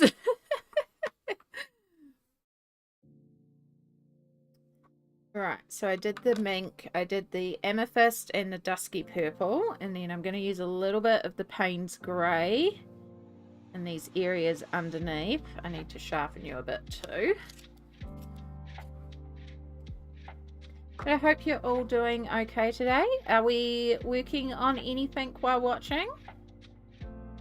One of my favourite things to do is to hang out in a live stream and do colouring while other people colour. So I love hearing what people are up to and colouring, or yeah, working on other stuff. I know we've got a few people who have me up on the background while they colour or while they're working or anything like that. I've got a bit of Payne's grey. I've just caught up on your Candyland Cat videos and now I've gone back to the Murphy's Law page. The story made me laugh out loud. Oh my god, Murphy's Law is fantastic. I really do want to go and work more in Kanuko's book. I want to make more of Murphy's Law. If you haven't been around for that, I did a lot of live streams surrounding a Kanuko Agusa double page spread. Because we pulled out the Kanuko books before as well.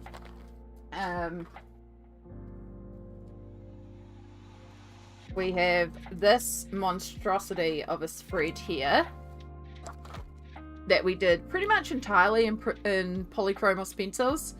Like, I know for the final stream it was 18.5 hours, and that was me just doing the marble work. So I think it was 120 plus hours that we spent on this page in the end. But while we were working on it, we came up with a whole story surrounding these characters and what's going on. It's a murder mystery, and like, oh gosh, it was a really intense tale that we ended up coming up with about these characters.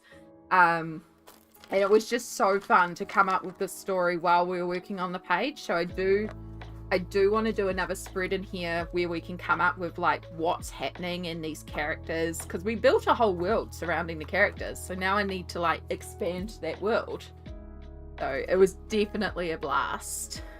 Winter, hello, welcome in, lovely. You're working on an old whip in Joanna's Christmas as well. Oh, another person working in Joanna's Christmas.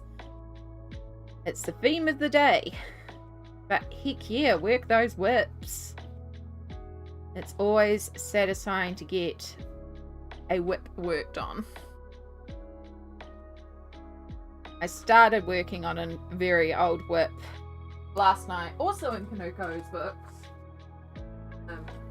I've had one in Kingdom of Curious Creatures for a while, which is this page here. So I finally got the background covered with washi tape because I screwed up on the background. So spent ages cutting around that Christmas tree.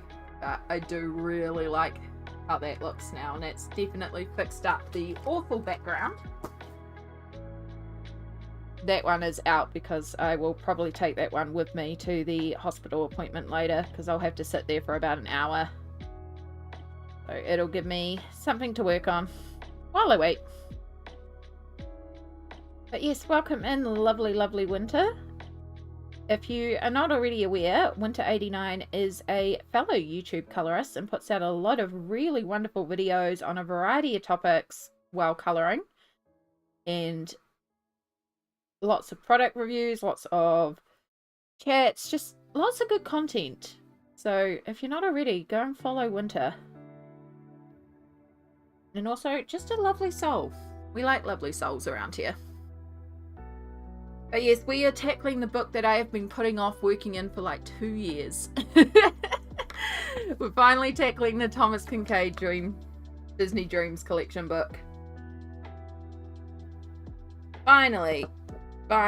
So right now we're just using Inktense to kind of base and try and figure out how to do things. So I just put down a layer of Payne's Grey. Let me bring you in a bit.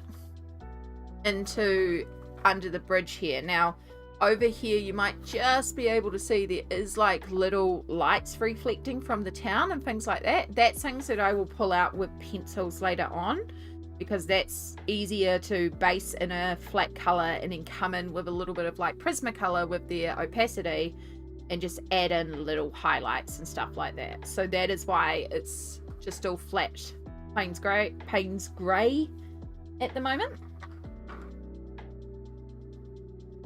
You've got to kind of think of it in layers, and right now we're really just putting down background layers.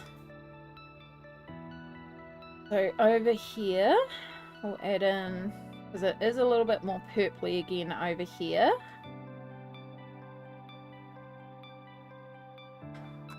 And then we'll use our dark mink.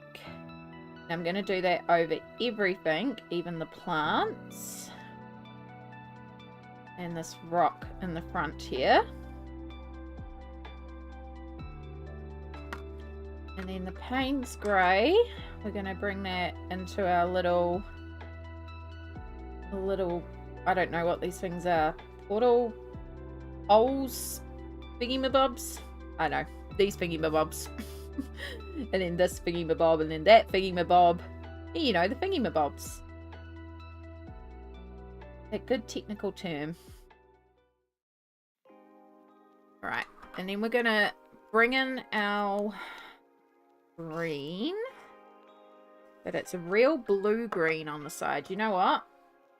I actually have a blue green out for another page. I have Sea Breeze. What do you look like? Actually, Sea Breeze might be where it's at, because around here it's like a really greyed blue green. So I want to go really light with this. We just want little touches of that green built in, but not a huge amount.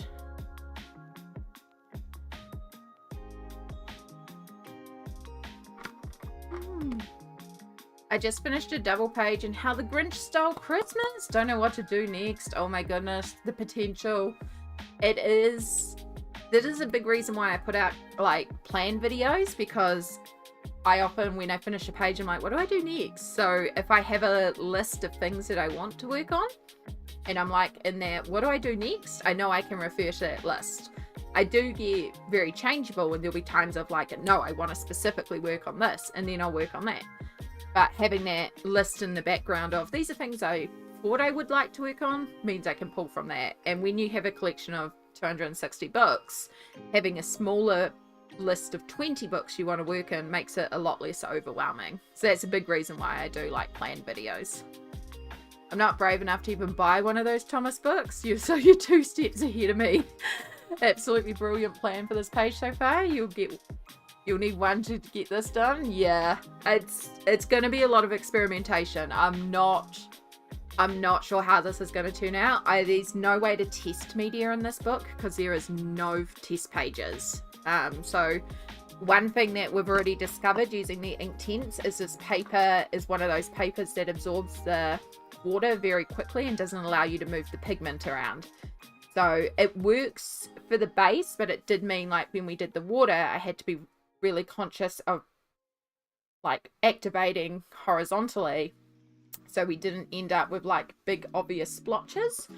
So like you can see here where obviously I've wet here and then stopped and had to go and re-wet my brush, and then these are very clear definition because there isn't the ability to blend those together. Sometimes when you work with Inktense, it will sit for a minute on top, or wet media in general, it will sit for a minute on top and you can use that to smooth it out and then the paper will absorb it. But this paper is just sucking that water in straight away. Now there is a little bit of movability, but it's not as much as I would like. It's not as bad as the Dungeons and Dragons coloring book.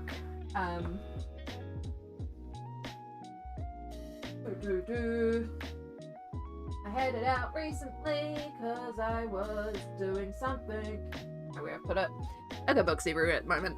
But the Dungeons and Dragons coloring book, I started Tasha's page, a page of Tasha from Tasha's Cauldron of Everything, if you know Dungeons and Dragons. And when I used Inktense on the page, it just sucked it in straight away and there was no movability. It was one of the worst basing jobs I've ever done. So a couple of months ago on stream, we actually found a way to fix up that page.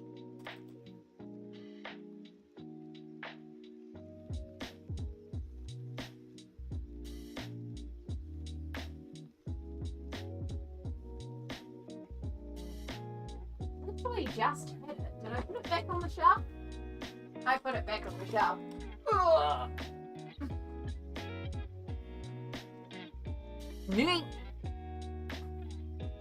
It's me being lazy.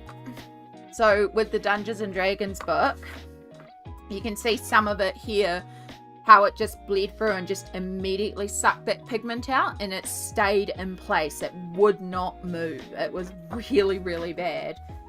But Prismacolor on top of Inktense is really beautiful and does, like, you can get it quite opaque.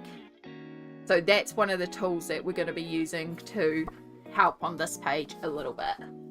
Especially for things like the light reflex in the water and those bright pops of colours. So there will be a little bit of Prismacolor. There'll also, there's certain areas I'm probably going to do in Polychromos. There's certain areas I'm probably going to do in Pablos because they each have different advantages. It's going to be a lot of playing and a lot of figuring out on the fly.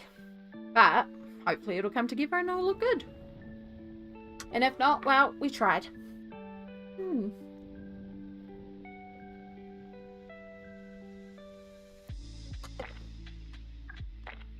Yeah.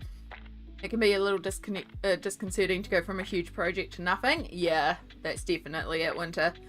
Rough. I was surprised to find the same water sucking thing in my old Animorphia book. Yes, so a lot of the Kirby's books can do the water sucking thing. I can usually get just a little bit of movability from them, but it is definitely something with Kirby's work. So when I'm activating a big area, it is something that I am aware of, but it is that same water sucking nature of the paper. But it's still a workable paper. Also, Amy, hello, welcome in. How are you going, hun?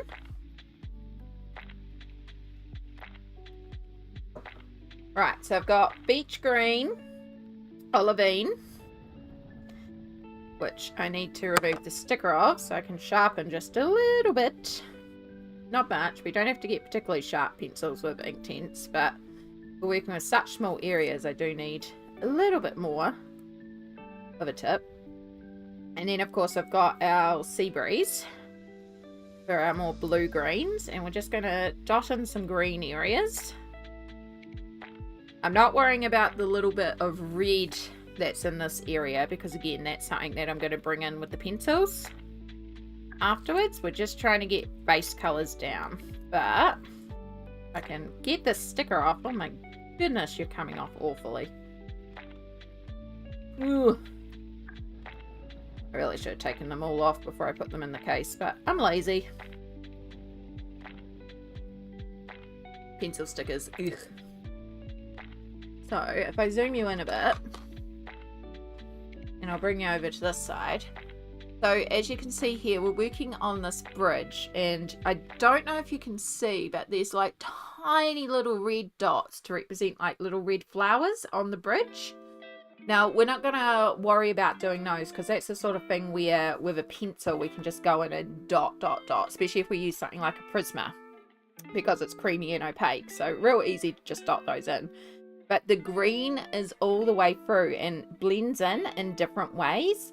So that's the sort of thing where we can scribble in a bit with Inktense, and then when I come to activate it, instead of just trying to like smoothly activate the whole area, if I activate it by stippling, we're going to create that green plant texture inherently while we're activating it at the same time. So that's what I'm meaning about working in layers, thinking about how you can get the pencils to work with you. Inktense, when you stipple, will create this texture. But the red, that's like a tiny little red. If I put a little dot of red Inktense in there and activated it, it's going to bleed everywhere. So instead, getting that sharp little red dot, that's something we can easily do with Prisma, Posca, Pablo's, any sort of creamy pencil.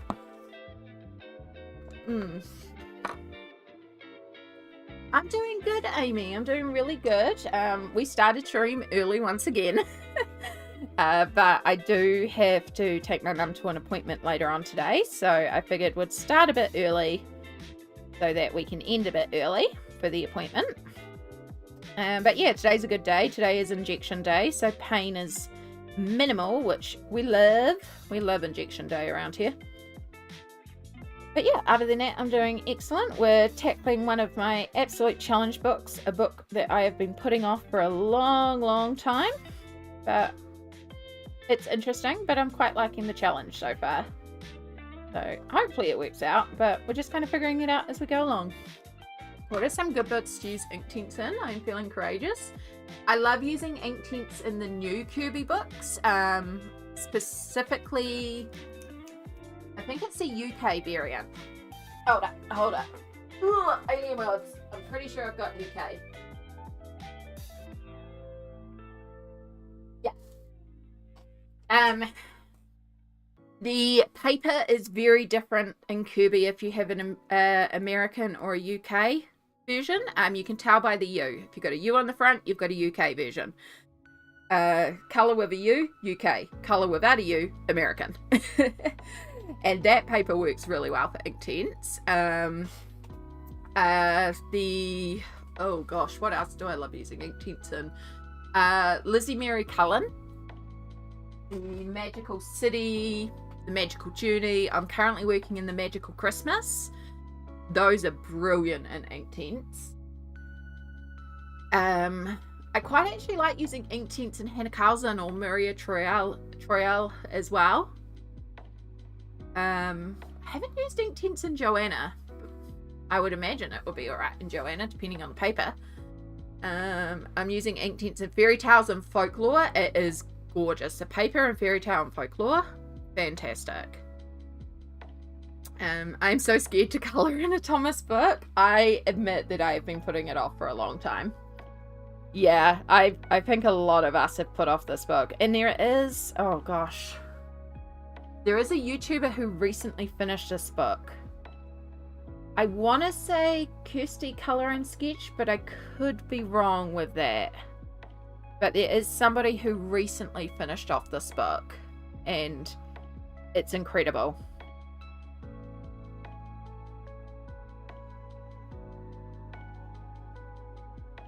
I'm just drawing an absolute mind blank as to who it was who finished it, but it is possible. Right, so I've used the beach green, and I'm going to use a little bit of Payne's Grey for the darker areas that aren't a blue-green. And that'll also help tie in the shadows of the bridge as well.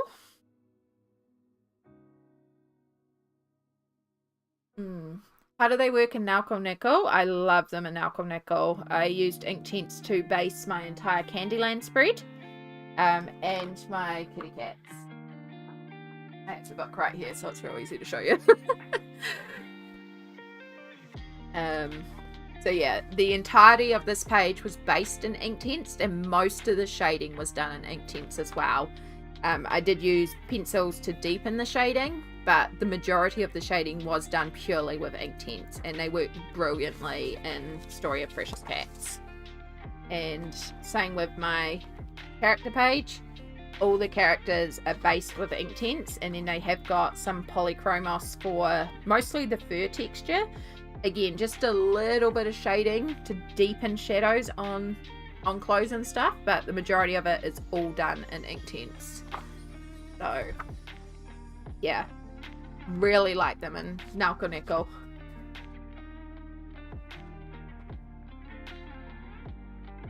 And we were talking before about Konako Agusa's work. I haven't actually tried basing a page in there with Inktense, but I imagine it would go quite well. They're pretty brilliant pencils.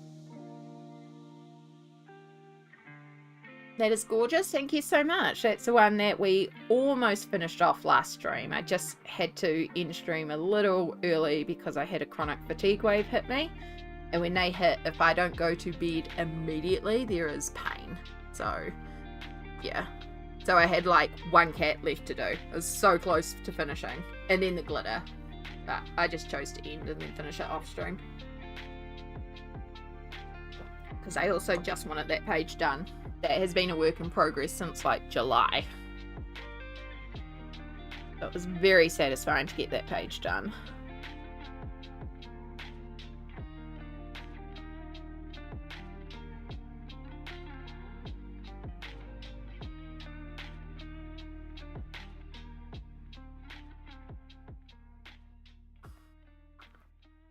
Where's our mink?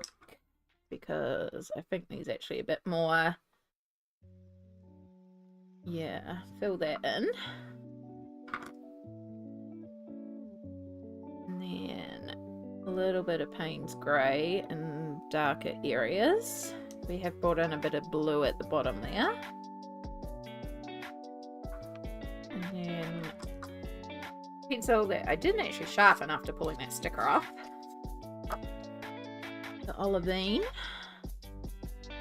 the lighter green, use that towards the top.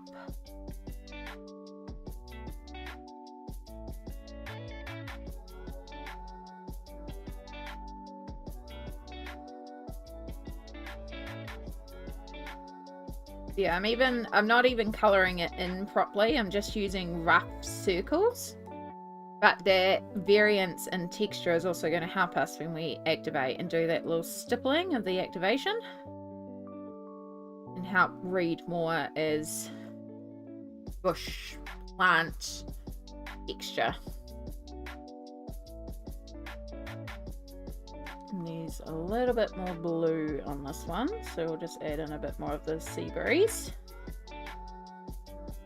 And we're down here. Basically, as it gets towards the bottom, it goes more on the blue side.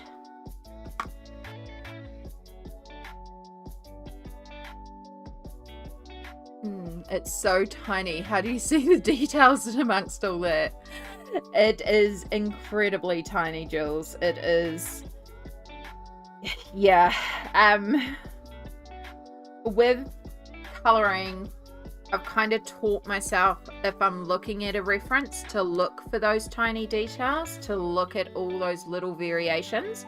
If you were still training and trying to, specifically if you were working in a book like this and you were trying to see details, one of the things that you can do, and I'll use this as an example, is if you can take a scrap piece of paper or card and cut out a small window. So here we've got like little punch holes that I'll use as an example.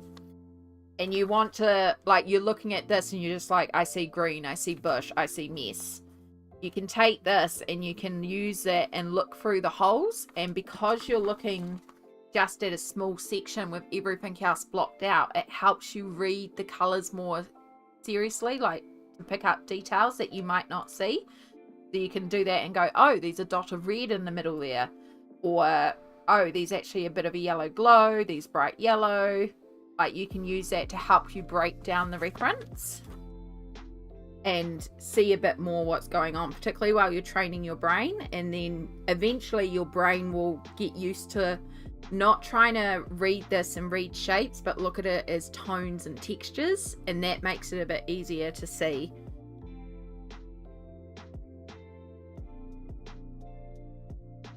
My favorite scene in the movie, I cry every time. I love this scene, and I love the song that goes with it too. So Close. No, not So Close. That's Enchanted. I See the Light. Love the song as well. So Close from Enchanted is also a good song. It's brilliant. It is a very handy trick. It's something I used to do a lot when I was drawing from reference to help break down and see the shapes. Wow, Seribot's on it today.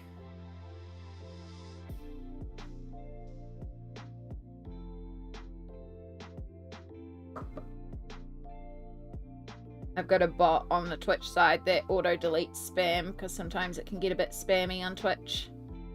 And it's happening a lot today, so yay bot.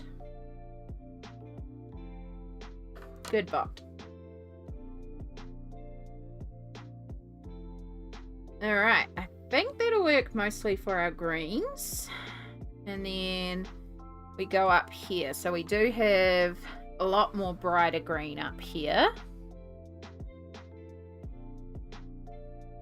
Because a lot of the lines that they've drawn in here too are very indicative of what the shape should be, not what is actually painted there or the texture.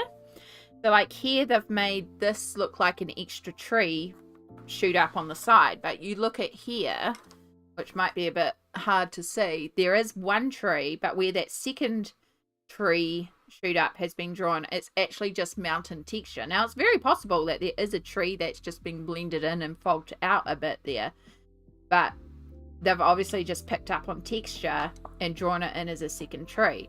They've drawn up here as a full tree. Now it is a tree, but it is so faded out and so textured it looks like part of the mountain, but they've drawn it in as a tree. And that's where I have issues with these lines, because they're not actually matching the textures that are there. They're sketching the items that are there, and that is not the lines that we need. We need the texture lines, not the item lines. But if they were to give us a page where they had actually followed the texture lines, it would look like a hot mess to most people.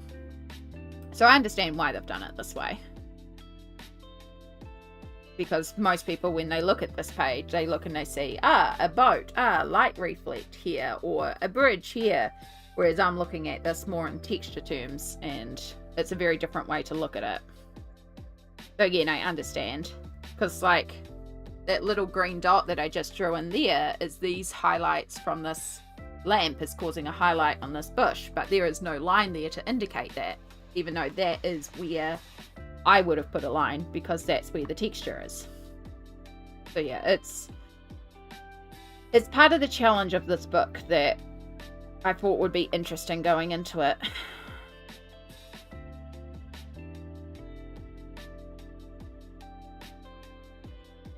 So we're going to add in a little bit of green up here. Because there is a bit of green up here, but most of this is actually going to be mink, and I think we actually can bring in some pink up here, to be honest. We've actually got a bit of warmth up there, so I think we might pull out a pink.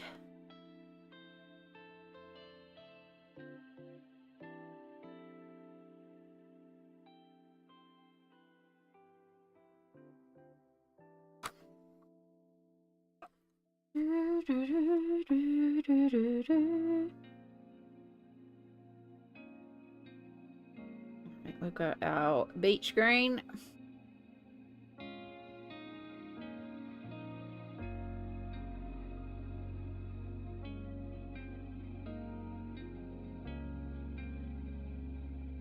Add in little green touches up here again.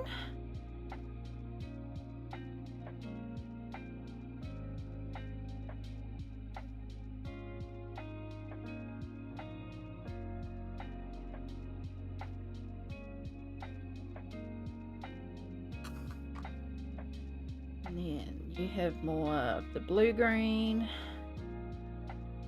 This house actually has blue-green as well, so since we're here, we might as well do that.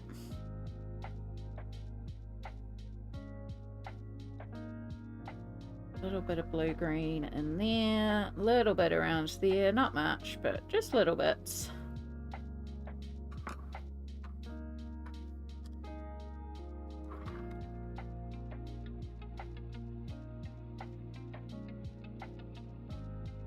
A little bit of panes. Right. And this is where it starts really merging into the background.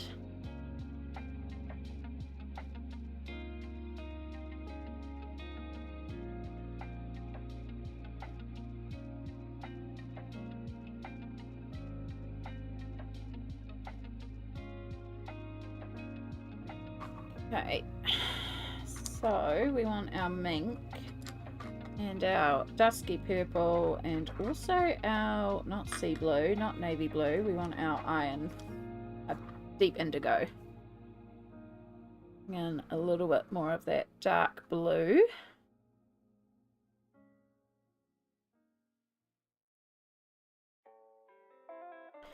So something that hasn't been sketched in at all here is there is actually this section here. And this to me, I think is meant to be the soldiers on the bridge looking for Flynn and Rapunzel. That hasn't been sketched in at all here. So I'm going to just focus on creating that dark background behind them. And then we'll be pulling that out with some pencils because that is just going to be a selection of dots to represent them in so like a orange, a red, some grey. So we're going to have to do some very representative bits in there.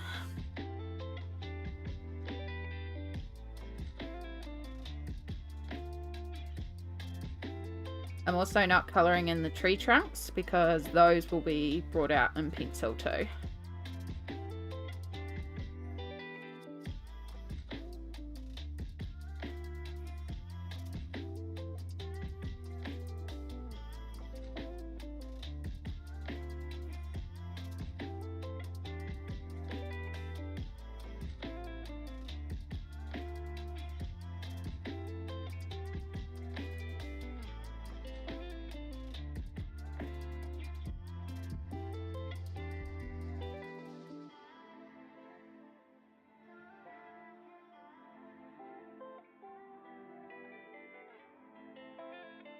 Alright, now we move on to the town here, which is definitely more on the blue-purple side.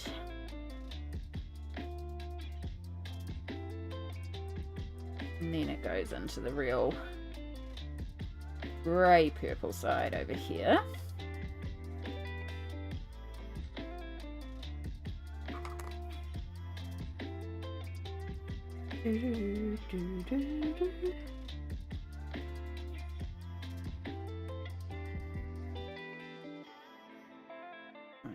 Bring in some purples, leaving room for when we bring out our pink for up here. So it's going to look like a hot mess around here.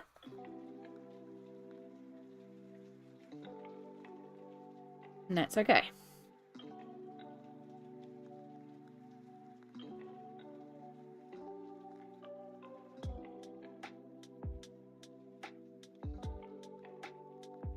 to do you more on the panes. Might even bring a bit of the pink into that. And you have a bit of a purpley tone, but we'll bring the Payne's Grey into it.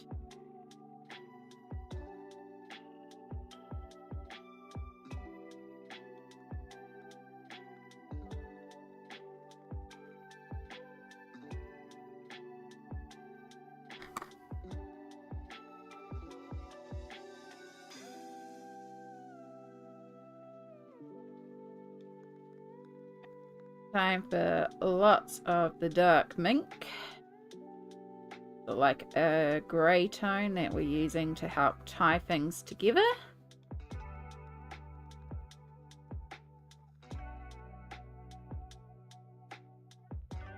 And I'll avoid up there till I get out the pink, just so I don't lose track of where I'm at.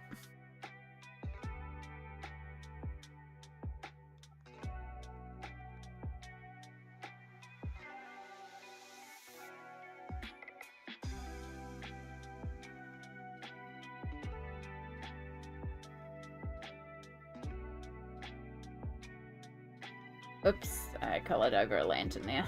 It's okay. Right, Payne's Grey, which we'll use to deepen areas.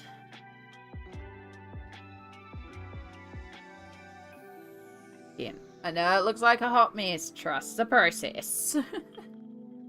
Called the ugly phase for a reason. It absolutely is, and it's definitely going to go into the ugly phase here for a while. It's going to look quite atrocious.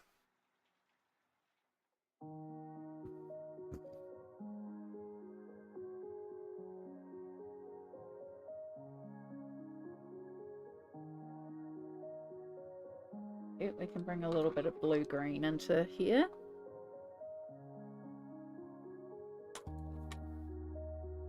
A little bit. Mink.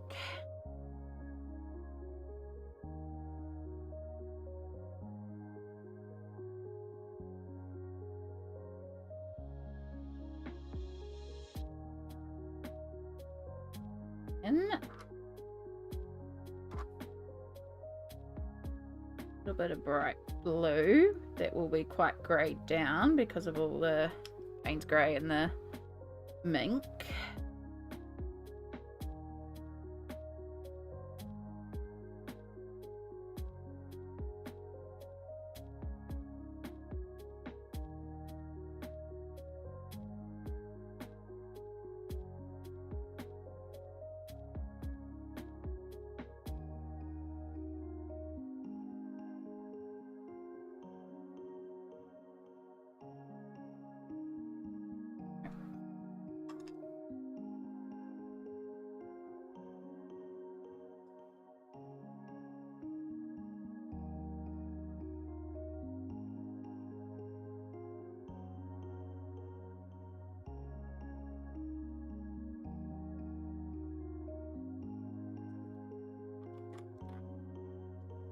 Cool. Okay, so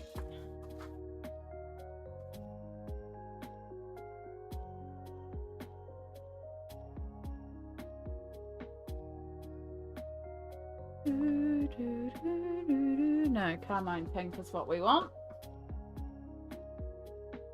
Oh, did I just drop out there for a minute? Looks like we're still going. I just lost the chat room on my computer for a reason though, so hopefully we're all good. Still here? Okay, good. Just my computer deciding the Twitch chat doesn't exist again. I had to reset the router this morning because I was having so many issues with it. Alright, so we want to go quite light with this carmine pink.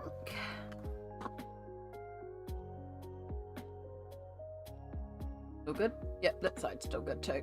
Cool. And we are going to go over this with a bunch of grey as well. I just went way too heavy there, but that's okay. We'll make it work.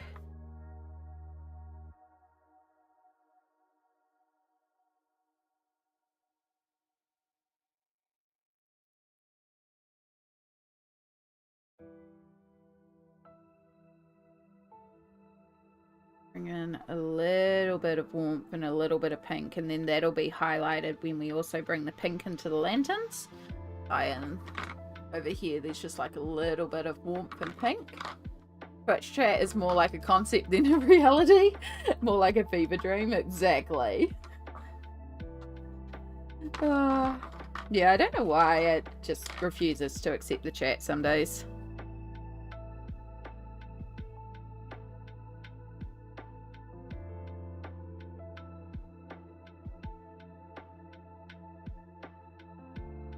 And then we use more mink, the colour that we've used practically over the whole page so far.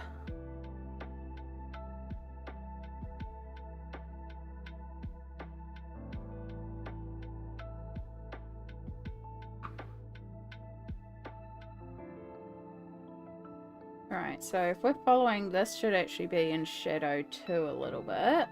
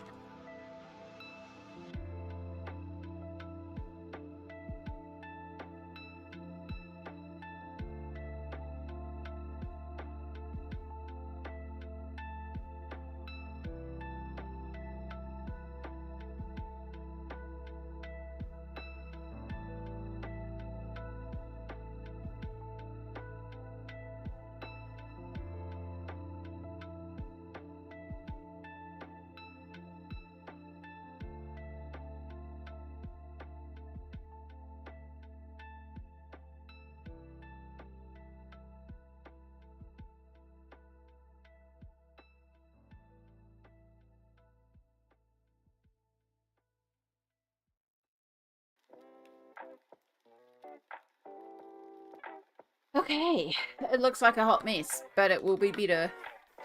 Dark mink is such a winning colour. Honestly, it's kind of essential for this page so far. But we're going to take a quick little break here just before I start activating, because I need to go to the bathroom. It has been 2.5 hours, so I haven't technically stopped and had a proper break. I usually stop every hour for 3 minutes and we do a little self-care check-in and we make sure we're all good.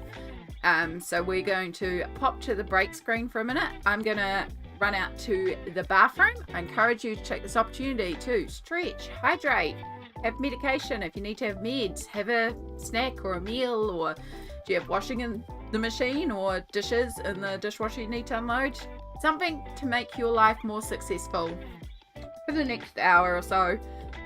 But yes, we're going to pop to the be right back screen and we'll be back shortly.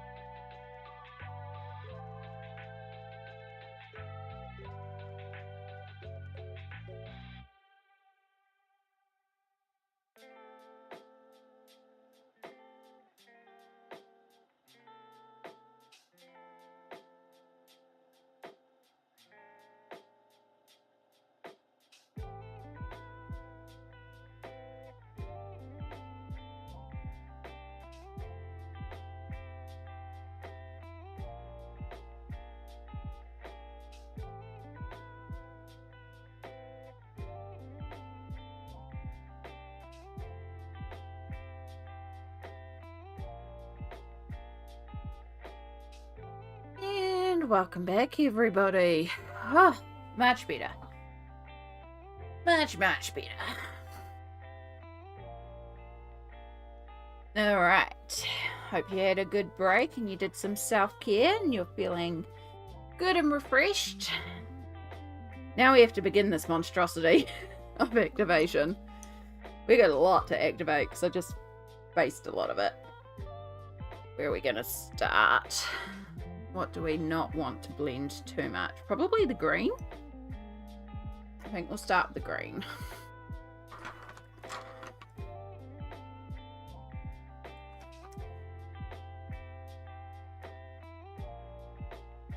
And then we go back to the zoom screen so I can bring you in a little bit.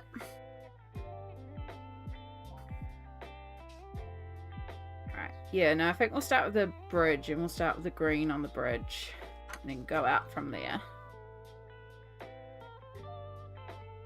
But as I said, we're just going to kind of stipple to activate, and that'll give us bushy, planty type texture. And not push our colours around too much.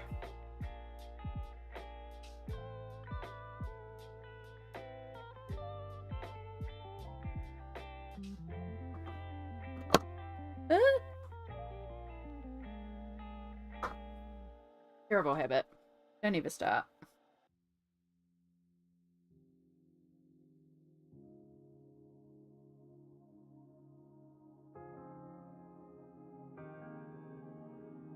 In fact, some of the stipply texture also work for some of the stone. There's also a fly that has made its way in, which is kind of annoying.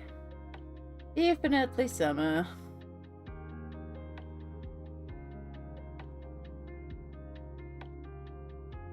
It looks amazing so far. Maybe I'll be brave and try to colour in my Thomas Kinkade, but knowing me, I'll chicken out. You can do it. You can do it.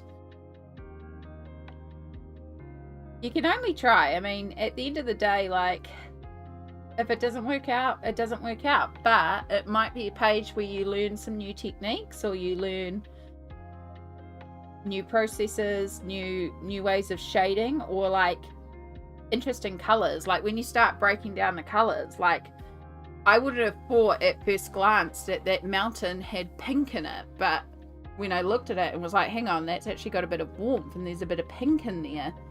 It's quite an interesting colorway to think of the mountains being shaded with grey, purple and pink, but how the pink actually ties in to the piece. So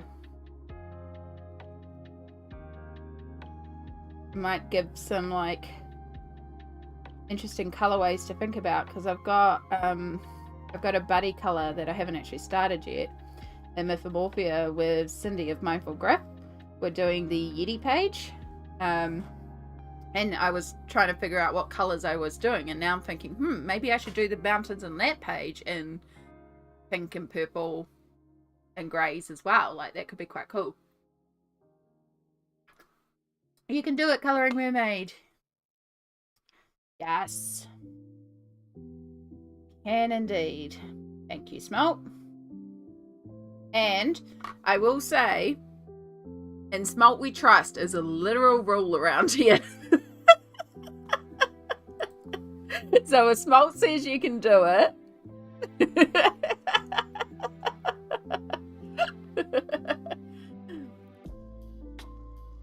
it's an official rule around here.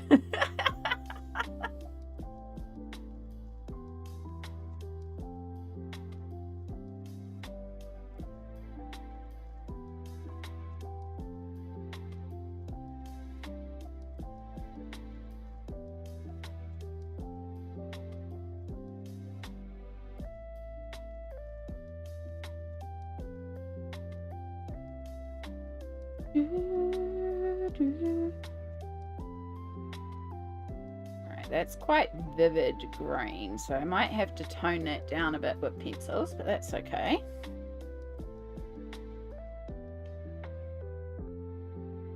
Oh, well, you go out the window.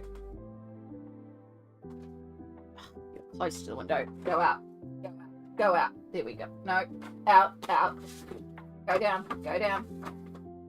Go down. You're so close to going out the window. I hate the buzzing. I hate the buzzing. Damn it. Now I dropped my paintbrush somewhere too.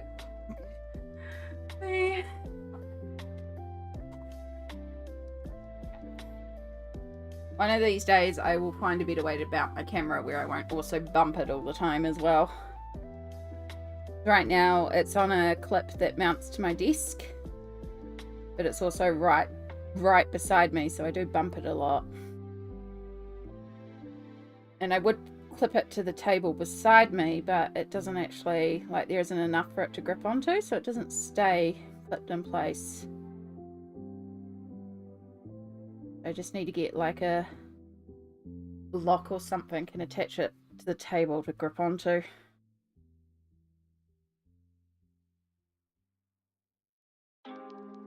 And then it won't be me bumping the camera so much. Except for when Shadow decides to join us on the table and rub his head all over the camera and then knock us all out of focus. I know all my points are gone, but can we get smalt bucks? I need a bill with "In Smalt We Trust" written across the top. Bye. Hello, Violacious. How are you going, lovely? Oh.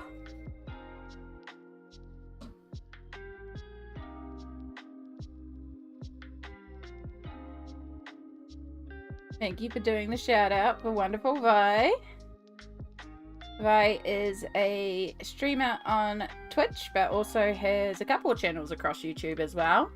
Does a lot of really wonderful variety game streams, but also will do tech streams, mini painting streams. There's been crafting streams, cooking streams, absolute variety streamer. And absolutely lovely soul and wonderful time to hang out in. So if you're on Twitch and that heart is hollow, click to follow.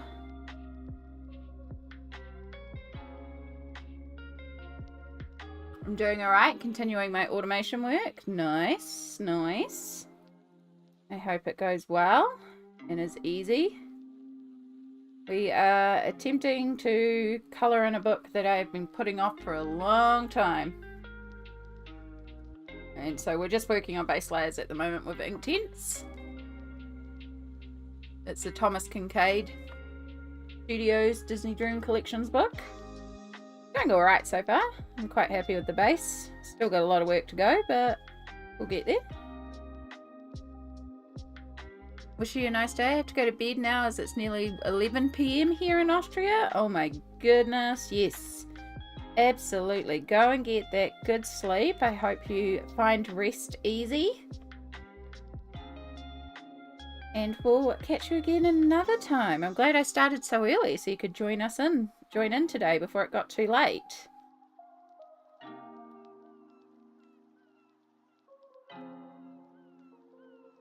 I am in half a mind to start my streams a little earlier because I have been actually waking up early quite consistently.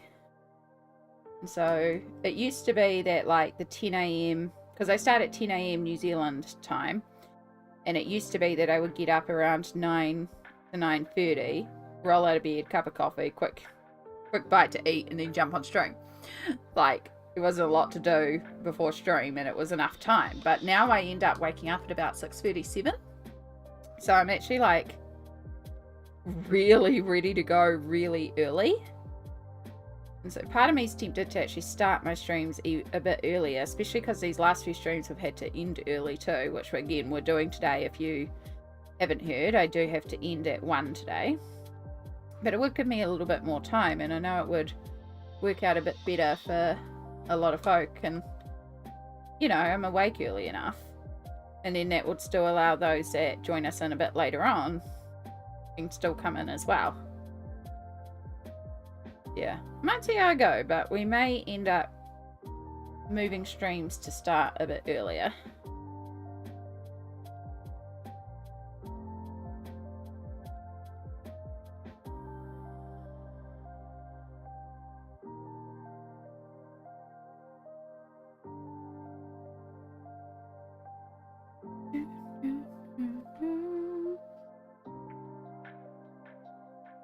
Hi, mermaid. I want to be a mermaid.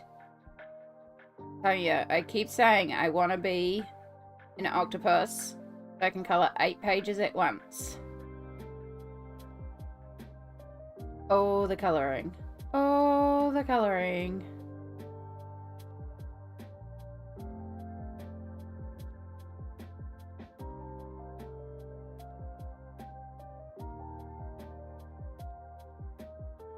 Oh, thank you for doing the shout out for Sammy as well. Another beautiful variety game streamer here on Twitch. Has been doing a bunch of the Telltale games lately.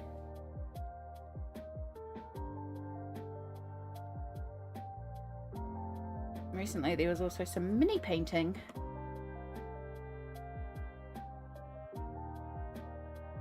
Hopefully we'll get a sewing stream soon too.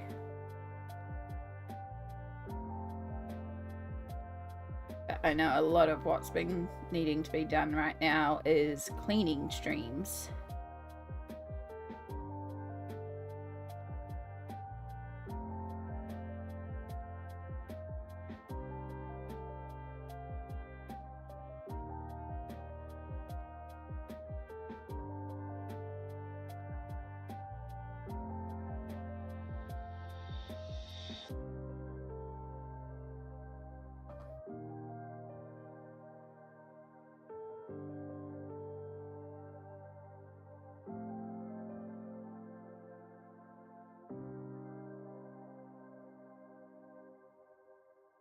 One PM is like 2 hours from this point. Yes, thank you, Small. I should do that. I'm glad you're a functional human.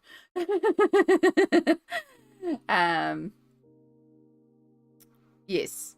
So basically in just under 2 hours we have to end stream. Because there was a cancellation at the hospital, so we've got an appointment to go to. And we've got to be there at 1:15, so just before 1 we'll end stream.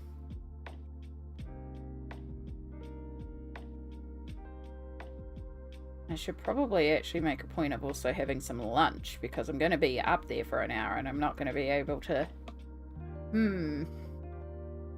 I didn't think that part through, did I? What have I got that's easy? I mean, I know we've got dinner because we prepped all the dinner stuff.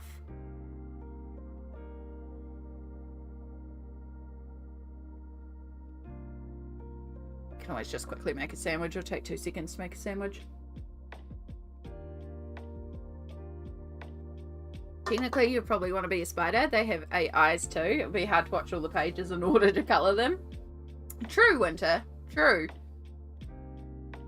That's actually a very logical point.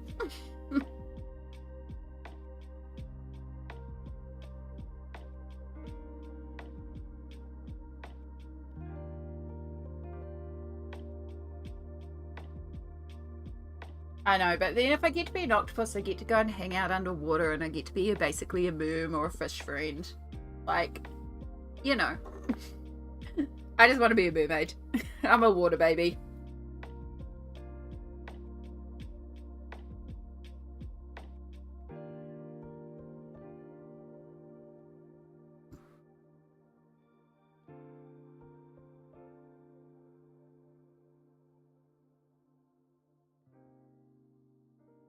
Like, if you could be any creature, what would you be? I'd also want to be a dragon, because dragons are freaking cool, but they're also, you know, in all the stories are always hunted. So, that doesn't seem like fun. But yeah, if you could be a creature, what would you be? Still retaining your intelligence and your, like, who you are. Essentially, if you had access to the D&D spell Polymorph, or Wild Shape, what would you become?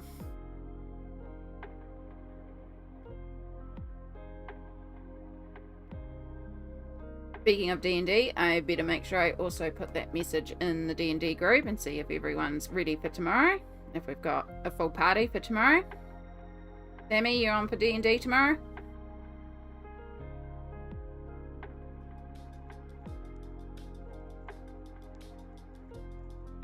Small, I'm presuming you and Di. I feel like I've already checked with you and you're available. I know Pencil Butter is a maybe. I'll just see how Pingy's doing.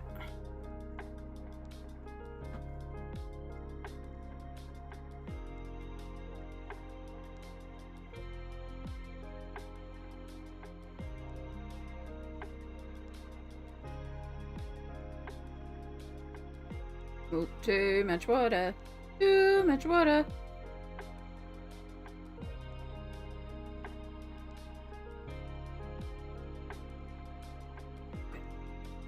At work. Right, and I good, but I'll need to dip out extra early because I have to spend time unweathering my car. All good. Gonna be it's still on the tight time frame for me in work, so it works out well because when you have to go, it kind of gives me an end time that still allows me a little bit of a break before work. I want to be a hippo. I love water, and I get to be fat and cuddly, but also deadly and terrifying. Winter, I love that. I love that. I will be a brown bear. Brown bears are cool. And again, because D&D. In D&D, if you play a druid who gets access to wild shape, brown bears are like, bears in general are one of your early animals that you can transform into that are pretty like buff for their stats, so good times. It was a lot of fun playing a druid and being able to turn into a bear.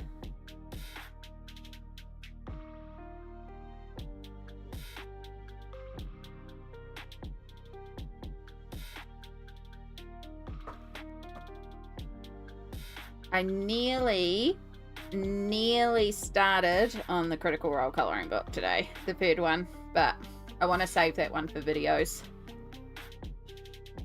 But I also need to finish the current page that I'm recording for a video so that I can start that one for a video, because I've got the third Critical Role colouring book, which is the Fern Colorways adventure one. And it's actually a choose your own adventure story and colouring book. So my idea is that I'll record the video of me colouring the page, and then I'll ask you guys what page to turn to, because there's a couple of options because it's a choose your own adventure. And then whatever option is the most popular is the next page I'll colour. And I'm not reading ahead and I'm not flipping the book, so I don't know what the story is that will unfold together. But I do really want to get onto that page because it's going to be real fun. I'm so looking forward to it. I just want to try and clear the decks of some of the work in progress pages that I've got at the moment, because I've got about 8 pages that are all in various stages of completion. I'm like trying to clear some of them out so I don't have so many work in progress pages, even though they're not really whipped till the end of the month. But you know, I don't like to have like 8 pages on the go mid-month. It feels a little overwhelming for me. We're just going to clear out a couple more of them. Hippo and brown bears are such good answers, Smelt.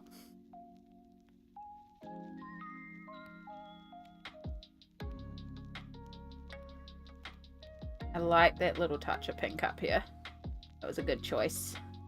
That little bit of warmth. Very subtle, but I do like it.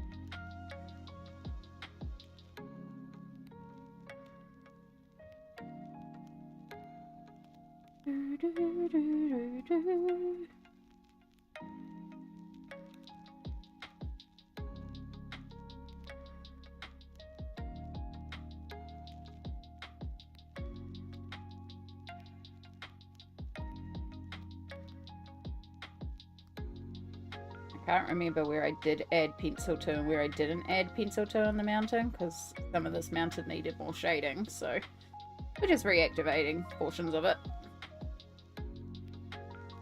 You're all dark areas. And I'm going to make sure I bring that right up to the edge of her hair, even if I go over a little bit. It's easier to take a Posca and highlight back out than it is to try and fill in later on.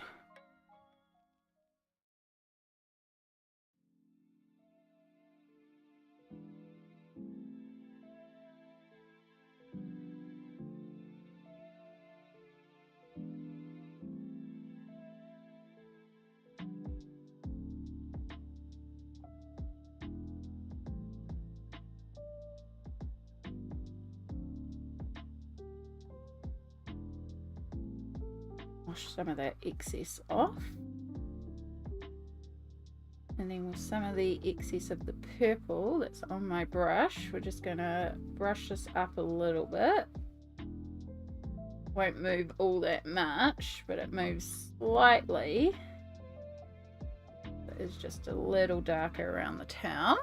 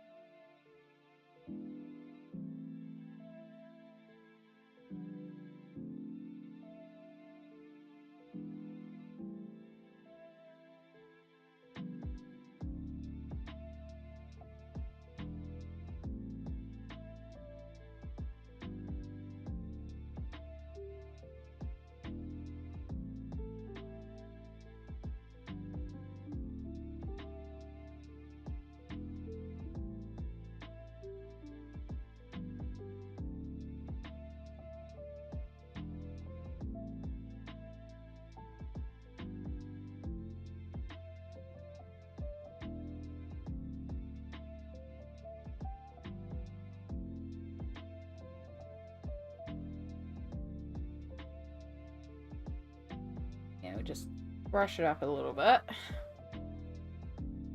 Yay! Okay.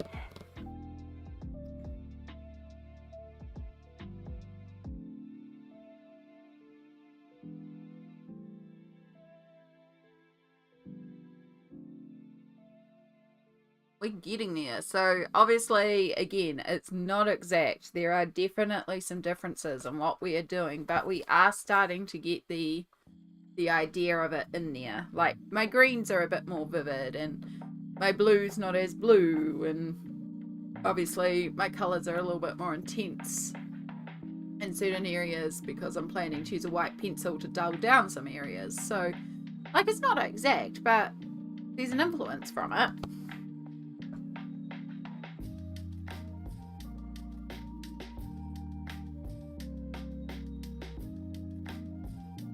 Okay, while we have these greens out that we've been using,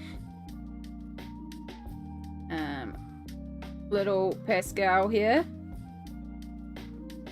I'm just going to base him entirely in olivine. We're not even going to try and shade that. We're just going to colour that in bright green, and we'll use pencils to try and shade that because it is so tiny. And then, out of the way, mouse. So we definitely have a lot of olive brighter green down here.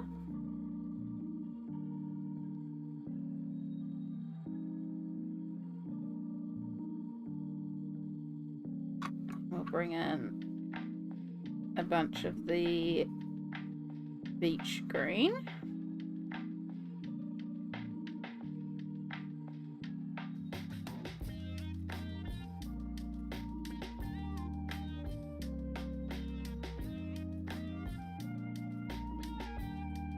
Probably should have coloured in the stone first, to be honest. That would have been logical. Oh well.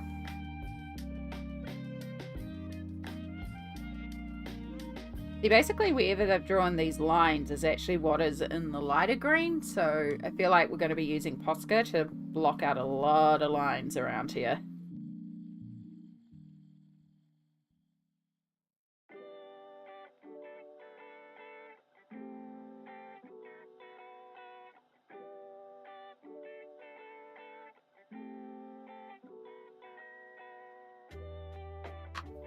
Okay.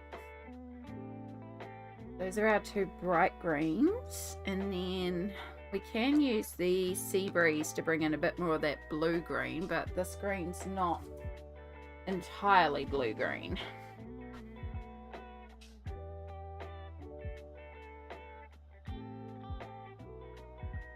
In fact, if I use the iron green with a little bit of the beach, I think we're going to get the colour we want.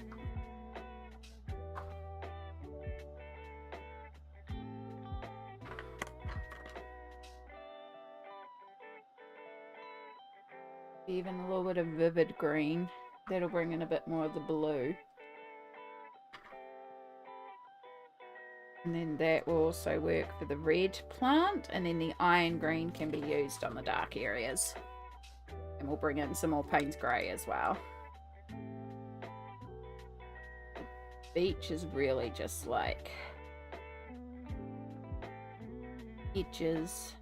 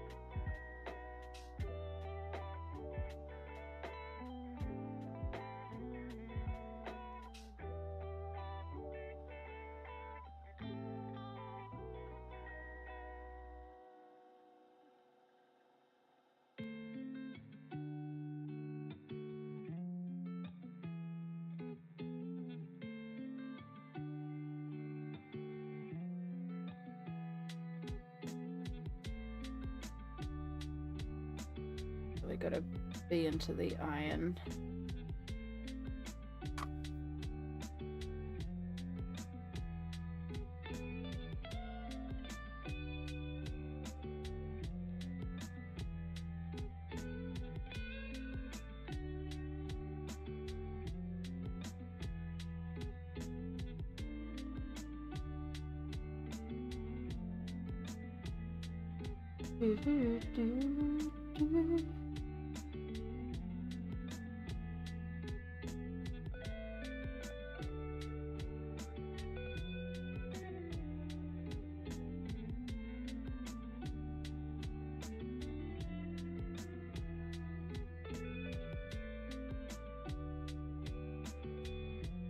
Payne's Grey. Load that into the iron green to really deepen it up.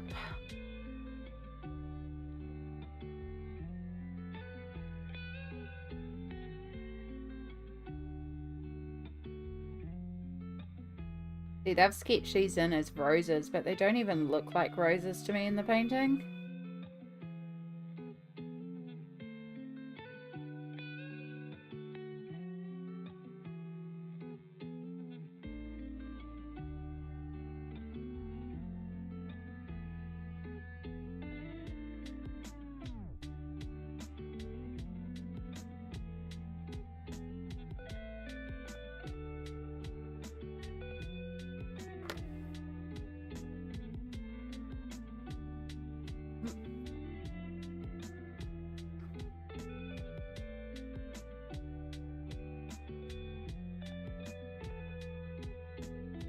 All good. Don't need to worry about any of them.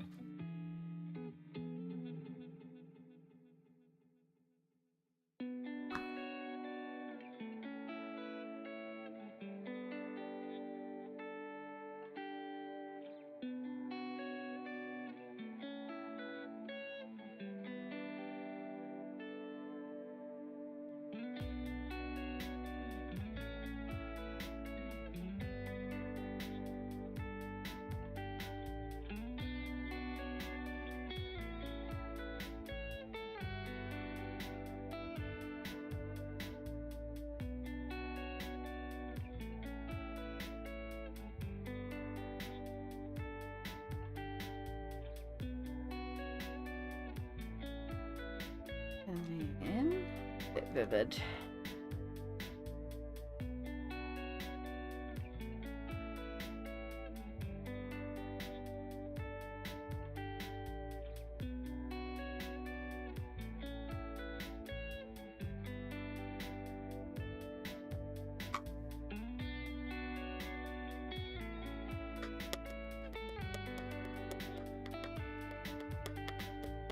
I think it might be another area where it's easier to actually just base the whole thing in green and then bring the reds out on top, like we're going to do back there.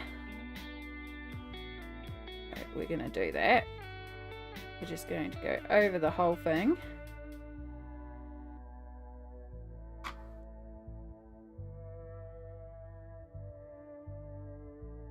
Same with these white ones down here, actually. Use a mixture of Posca and pencils to bring out the flowers again.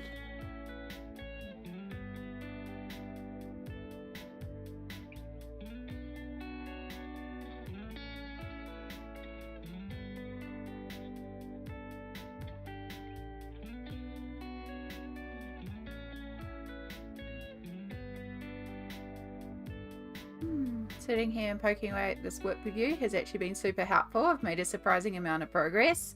Excellent. I'm so glad to hear that, Winter. That's why one of my favorite things to do is just put on a live stream in color, because it's almost like co-working, you know, like when someone else is also doing art with you. I know, I just feel like I get a lot more done, unless I get super distracted by the chat. But yeah, putting on a live stream and just coloring while they're working, or I don't know, I find it super relaxing and super helpful. That's why I'm always like, if you just want to lurk and vibe and hang while you do your own things and I'm on the background, that's all good, because I get it. I do the exact same thing. And God knows I can talk to myself like to no end.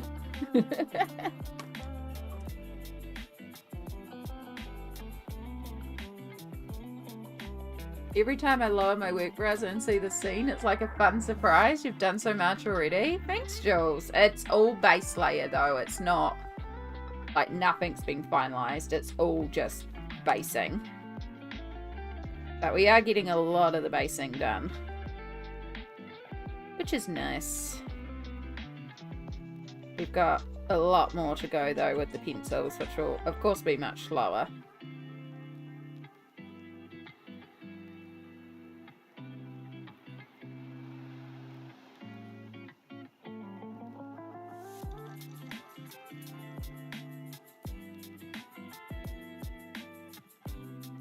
Right, so we're going to use a bit of paints to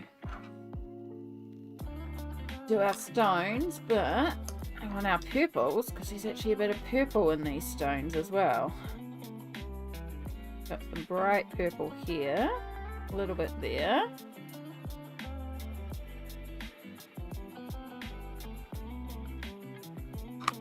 Oh, it's more dusky purple.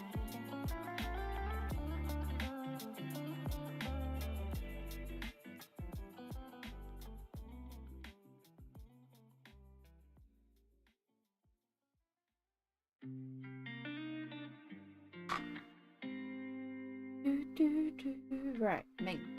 Where are you, Mink?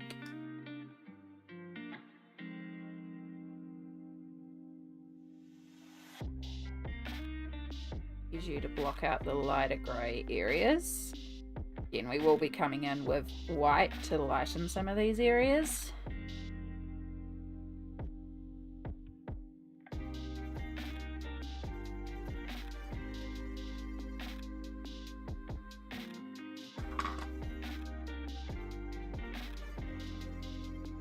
Paint grey the rest.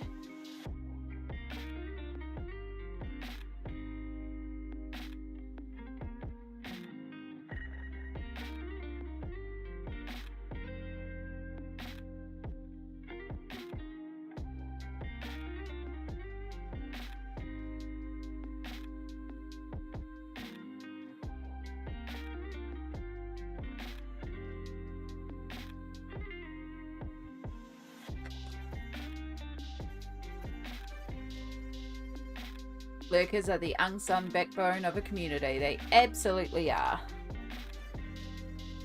We love a lurker here.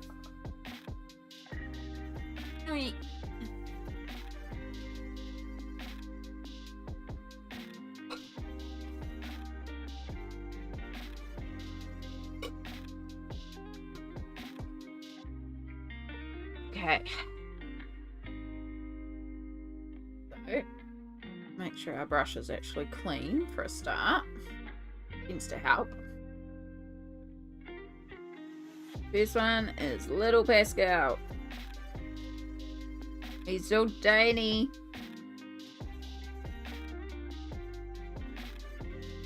So tiny.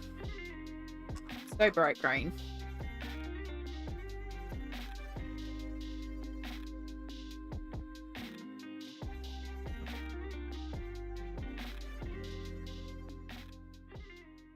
We're going at a bit of an odd angle, but it's going to be easier for my hands.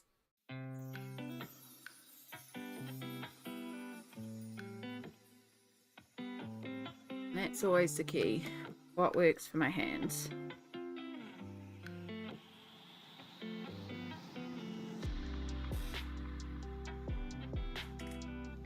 So again, these stones are going to be a lot darker because I am going to come in here with white and add those white highlights back in.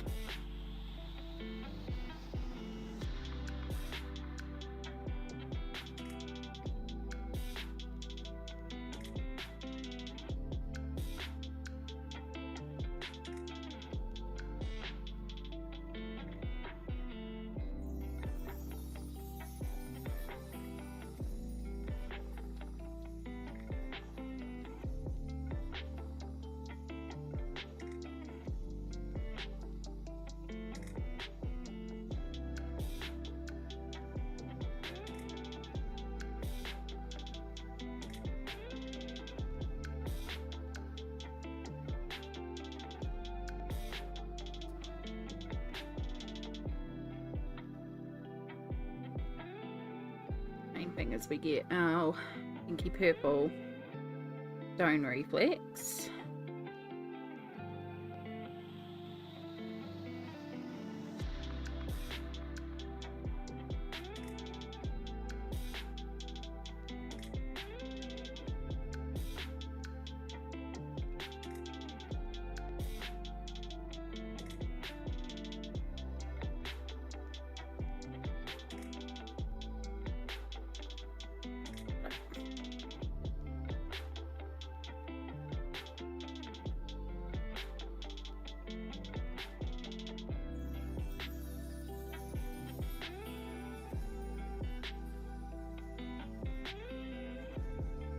Alright, so we're going to kind of stipple on our plant again, just to keep all those variations and tones that we penciled in. Again, we will be working our red over the top, bring our flowers back in. Want to bring in a base layer. The colours at the front are a lot more vivid. It gets a lot more pastelized as it moves back.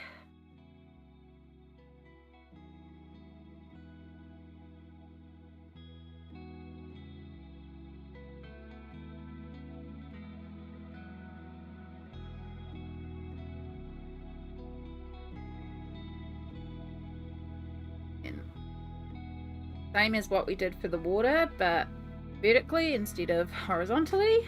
I'm going to do lots and lots of little strokes for the grass. Keep that linear look to it. Not quite vertical, I am going in different directions.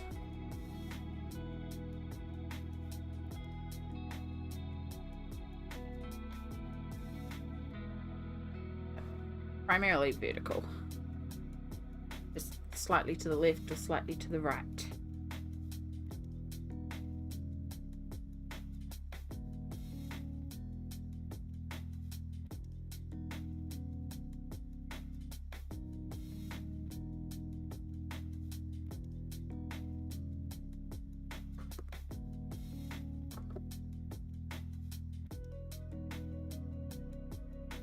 Start by activating the lighter section just so we don't drag too much of the dark colours into the light. start activating the more darker sections.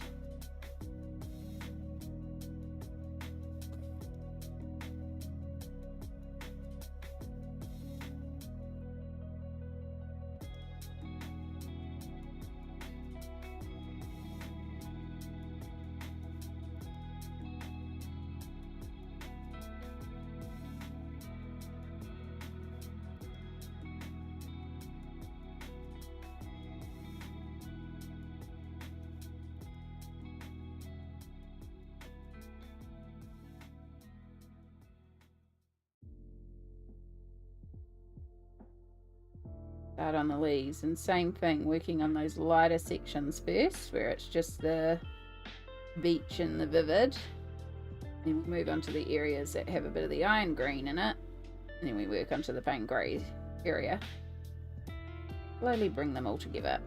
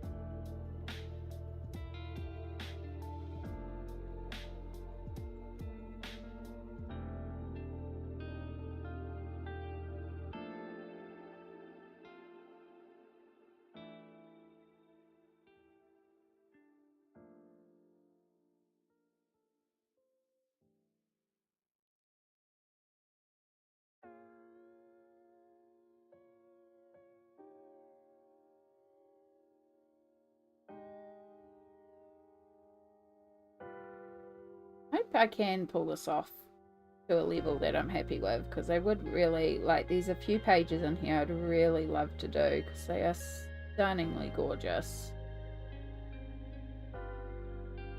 Beauty and the Beast is one of my favorite Disney films.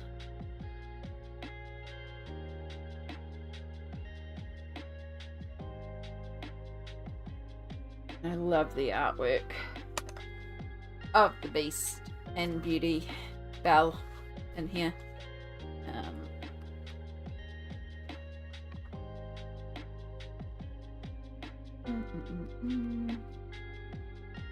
Might be towards the front actually.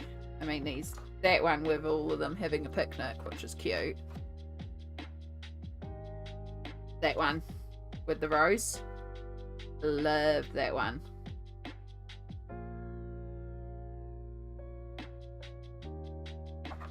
And then there's also this one here. I really like that one too.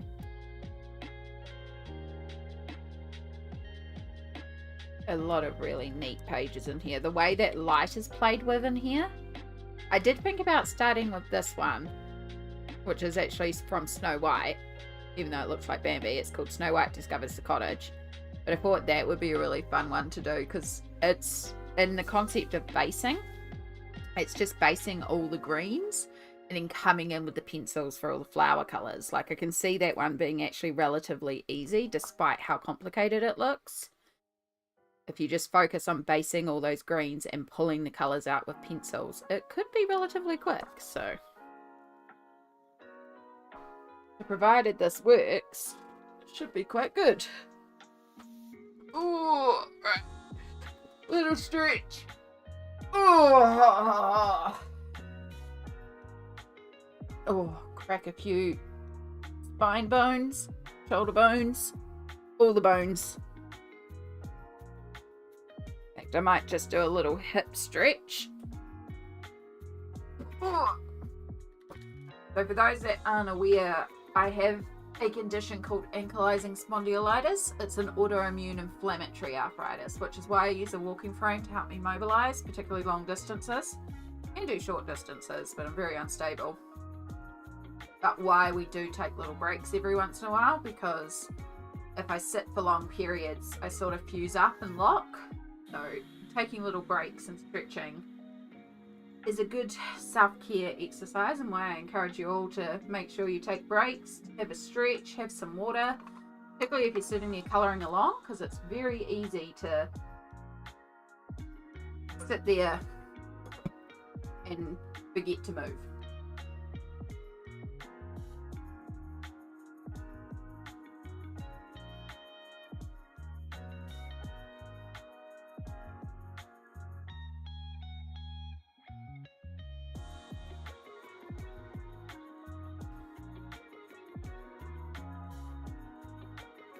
Wiggle, wiggle, wiggle. Need my hips to crack. Feel like they need to have a good crack.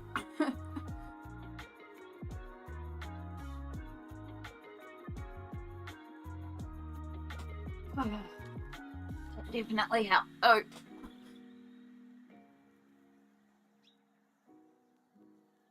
Okie dokie. Right, might just give it a blast with a hairdryer just to make sure it's really dry.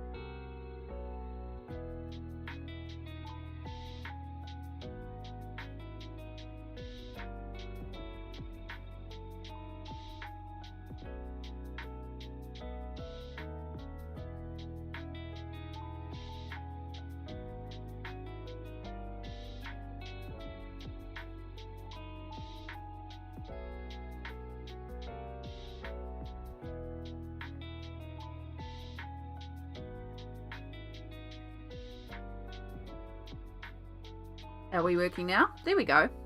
It was never unmuted. It just decided that my microphone didn't exist even though it was on the right microphone. I don't know what happened there, but okay. Thanks, Mike.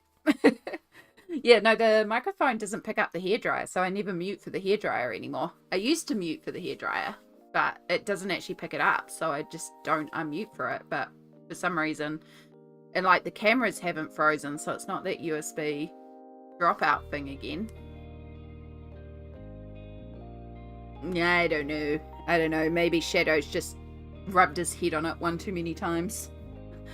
But yeah, I was saying that there's quite a few little Easter eggs in here. So I think you are right about the Snow White one, because on that Rose page of Beauty and the Beast is the mice from Cinderella. So I think on a couple of them they have the Easter eggs as well, because you've got the mice from Cinderella there. But yeah, definitely would like to get some more in here if this works and I'm happy with it. But we have to finish a page first. So we're going to work on the lanterns next. So to keep that pink that we brought into the mountains, we're going to use the same carmine pink. because there is a bit of pink in these lanterns. And then we're going to need... I think we're going to use sun yellow.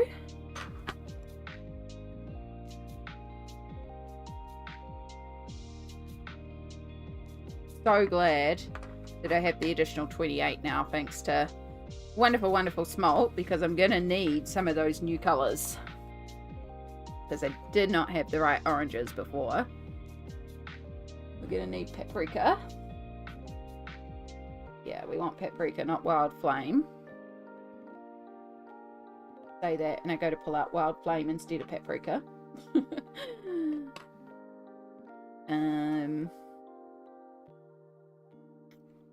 think we actually want a bit of gold as well.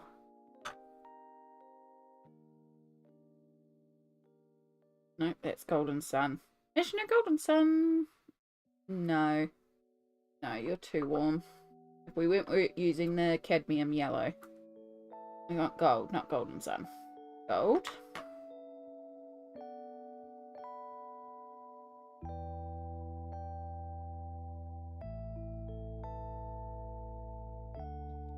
Do you want to bring in a warmer pink? No, I think because the pink is really the carmine pink with touches of orange in it. So I think mixing paprika and carmine pink will pull off what we're after. Now it's going to be the same thing as before. The glow effects and the white we will be bringing in later with a pencil. We're just trying to get the base colours down.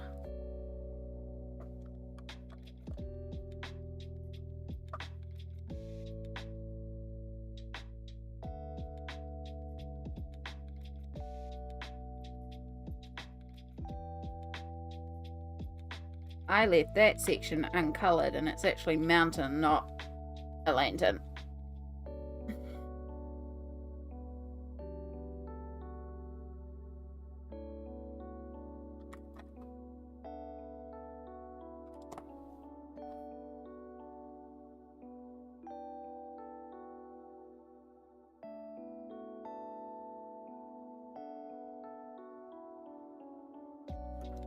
Okay.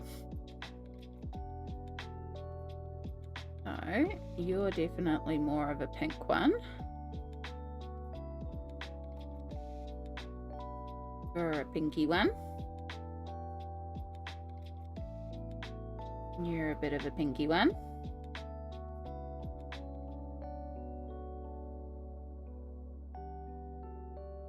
I mean, a lot of them have pink tones, but some of them are very intently pink.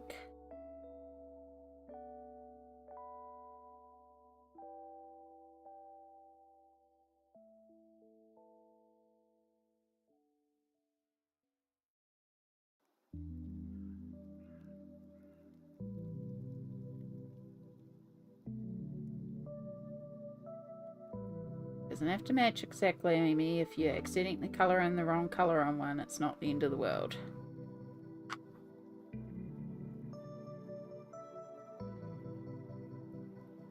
Right, we're going to worry about the two down here separately.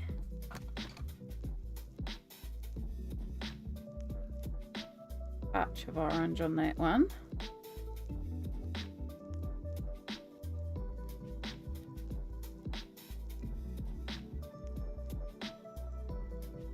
The littlest touch of gold at the bottom.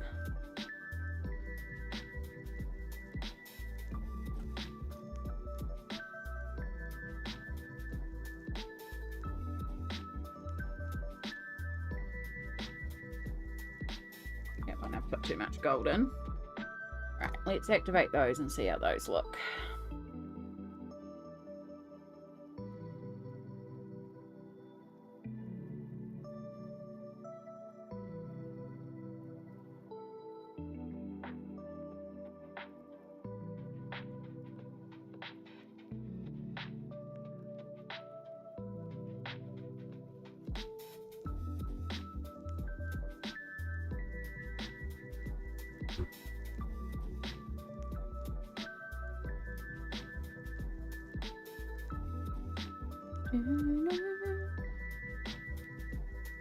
Is the music loud enough today, by the way? It feels very quiet to me, but I know I did turn it down for me.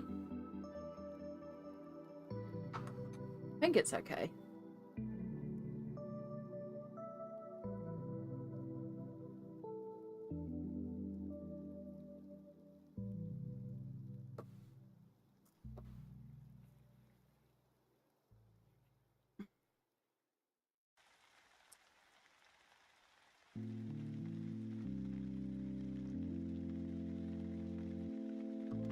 This doesn't really need sharpening, but I need tiny pencil. Because music is good. Excellent.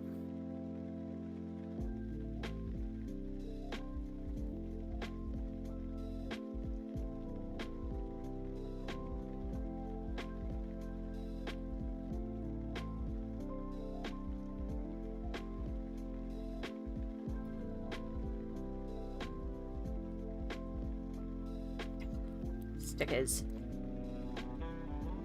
Okay.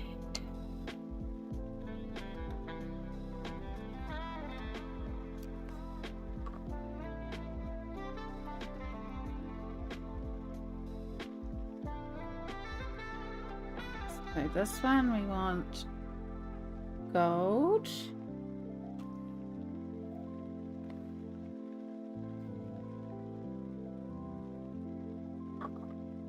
Want just the slightest touch of orange around the sides. We want our bright yellow in the center.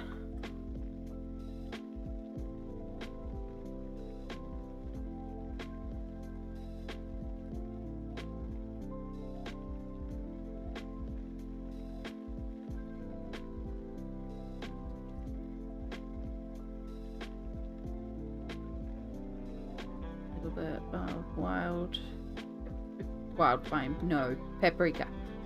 A little bit of paprika, and we want the gold on the side. Gonna do the brighter yellow on this side.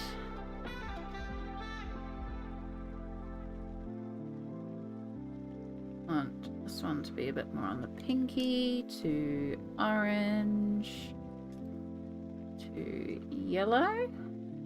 There's going to be a lot of swapping pencils at the moment.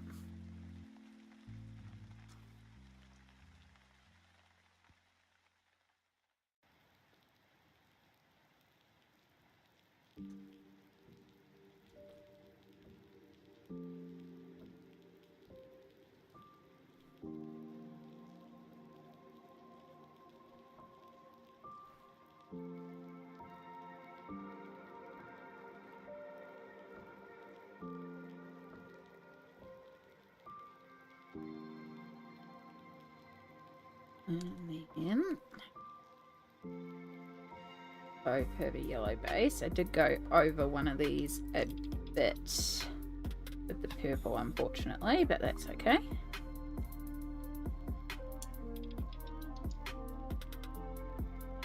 We want orange, and then on this one we also want a bit of pink.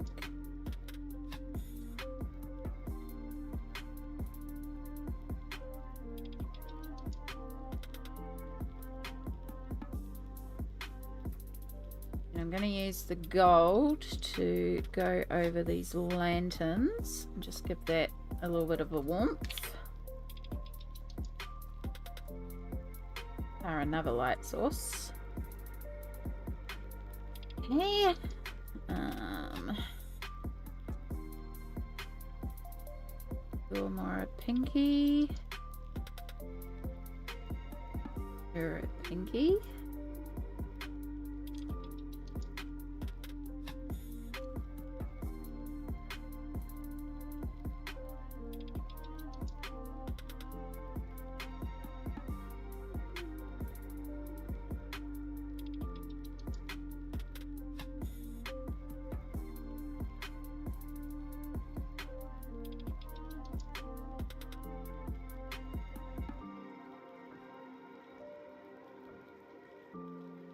So many little lanterns.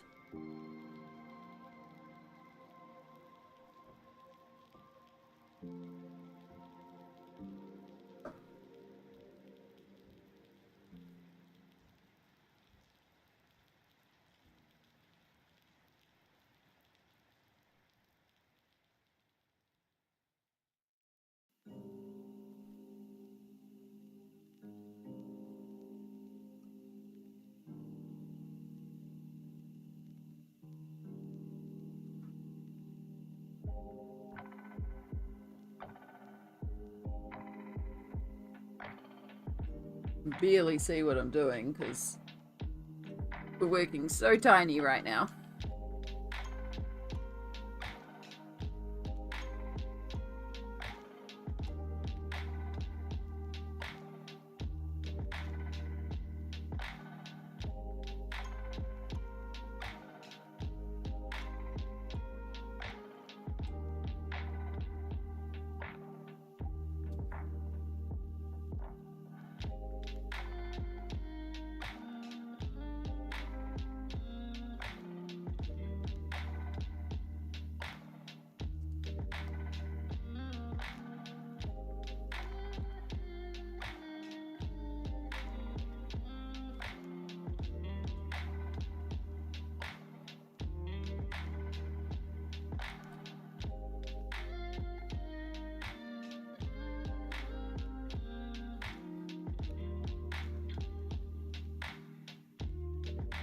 Okay, let's give our hands a bit of a break from that. And we'll activate the ones that we've put down. Again, make sure our brush is clean because we don't want to drag green into our yellow.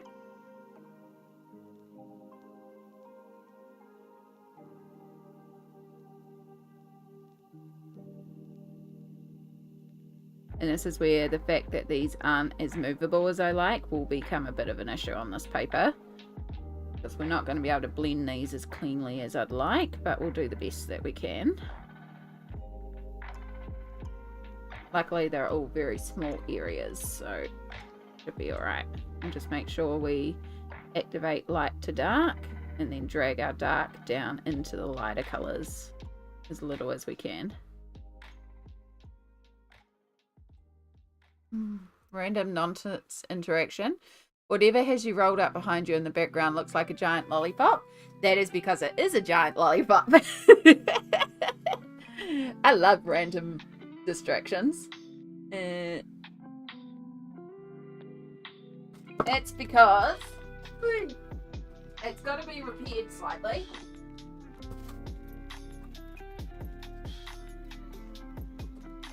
But it is a giant lollipop.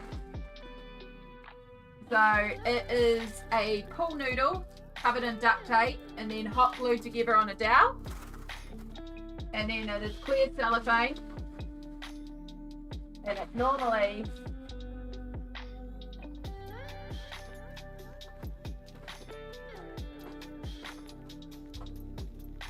wraps around something like that, so it looks like a wrapped lollipop.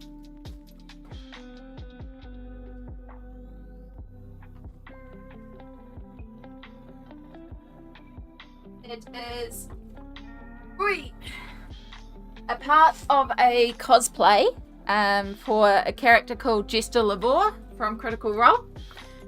She is a tiefling cleric and her spiritual weapon is a lollipop. I started the cosplay before I had a walking frame, so every time I've worn the cosplay I've never been able to use the lollipop, which I've still kept it though because it's awesome. The nibblings found it recently and they were like, lollipop! It's like, it's not an eating lollipop, but it's taller than them and they find it hilarious. But next time I wear the cosplay to an event where I wear the proper cosplay, I want to actually mount it to my walking frame, so it's coming around with me as a spiritual weapon. I think I have photos somewhere on the PC of me in this cosplay.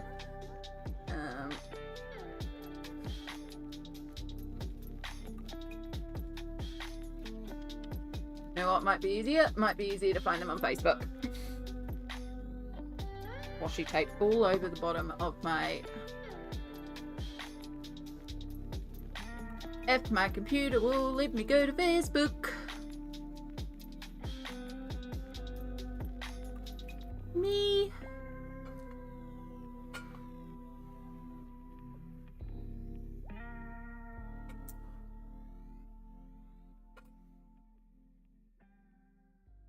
Graduation. The last time I put up a ton of photos was graduation. Sure, I had one somewhere out here. Okay, that's an older one.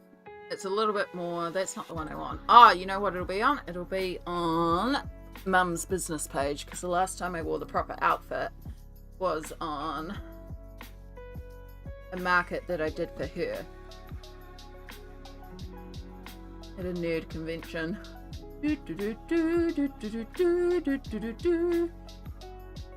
Deal photos. Bear with me.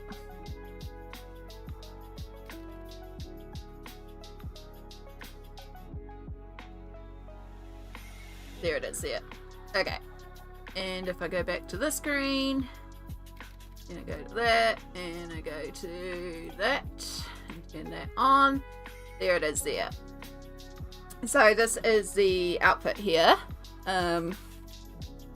So you can see there's like, so she's a blue tiefling, so normally her skin is blue, but I can never be bothered fully painting my face blue, so instead I do a slightly more human form, but I do wear like pointy ears, and I give myself blue star sequin freckles and blue eyeshadow and blue lipstick, and of course with my hair being blue, which it's well and truly overdue for a blue re-dye, but when my hair is properly blue, yeah. And then there's a big massive shift dress underneath, and you can see the sleeves of the shift dress that has been dip dyed and then hand embroidered.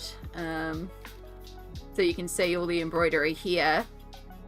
So I cut up, I dyed lace, hand sewed, hand embellished with sequins and beads all along this dress, and also the skirt part, which you can kind of see under the blue overdress. So when I spin out, you can see little sections of that lace, and it's all sparkly. It's gorgeous. I love it. And then it has a blue overskirt, which is a tablecloth that I cut up, a circular tablecloth, and a corset. And then that little pouch that I have there, the brown bag is not normally there, but I was assisting at a market, so I had Mum's market bag with me, but it still works with the outfit. But that pouch that is tied to my belt there, I always keep little lollipops in there, and whenever someone comes up and recognises or sees anything Critical Role related, I give them lollipops. And I like it because I can get away with wearing my regular comfy boots, so I don't have to and I can get away and wear my compression gloves, so it works with my mobility as well. But yeah, I spent years making this outfit, and I have worn it so many times. It's the only proper cosplay I have, but the amount of use I've got out of it, because I used to also do paid DM gigs for D&D, and I would wear that to the gigs as well, because it also works as a generic tiefling fantasy. If you don't know Critical Role, it's got enough in it that it looks like a fantasy outfit as well. So yeah. Grab your pages from the colouring book. That is a good idea, Smolt. That is a very good idea.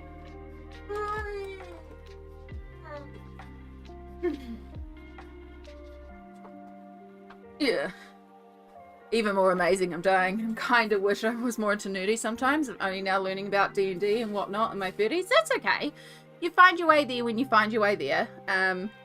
I don't have a lot of spoons, but one day I do want to start running more open D&D games and bringing in people, because I know there's a lot of people, for example, in the Alien Worlds group, who are into D&D and want to play or want to try D&D, and I have a lot of intro games, and I love bringing newbies into D&D.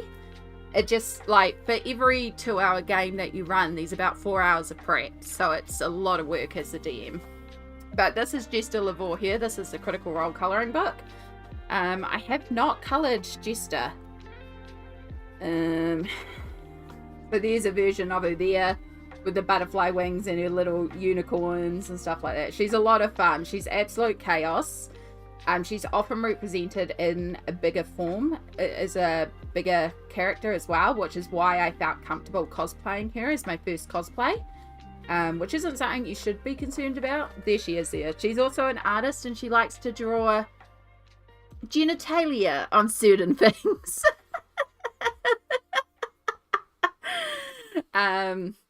Yeah, so I decided because I wanted a cosplay for when I go to our nerd convention here, which is Armageddon. So I made the decision that I was going to create this outfit. I worked out how to do it in stages. So over the years, I've built up and decorated it more. So I started by making the basic shift, the basic table skirt. I had the corset already, because that was just in my arsenal of random costume pieces.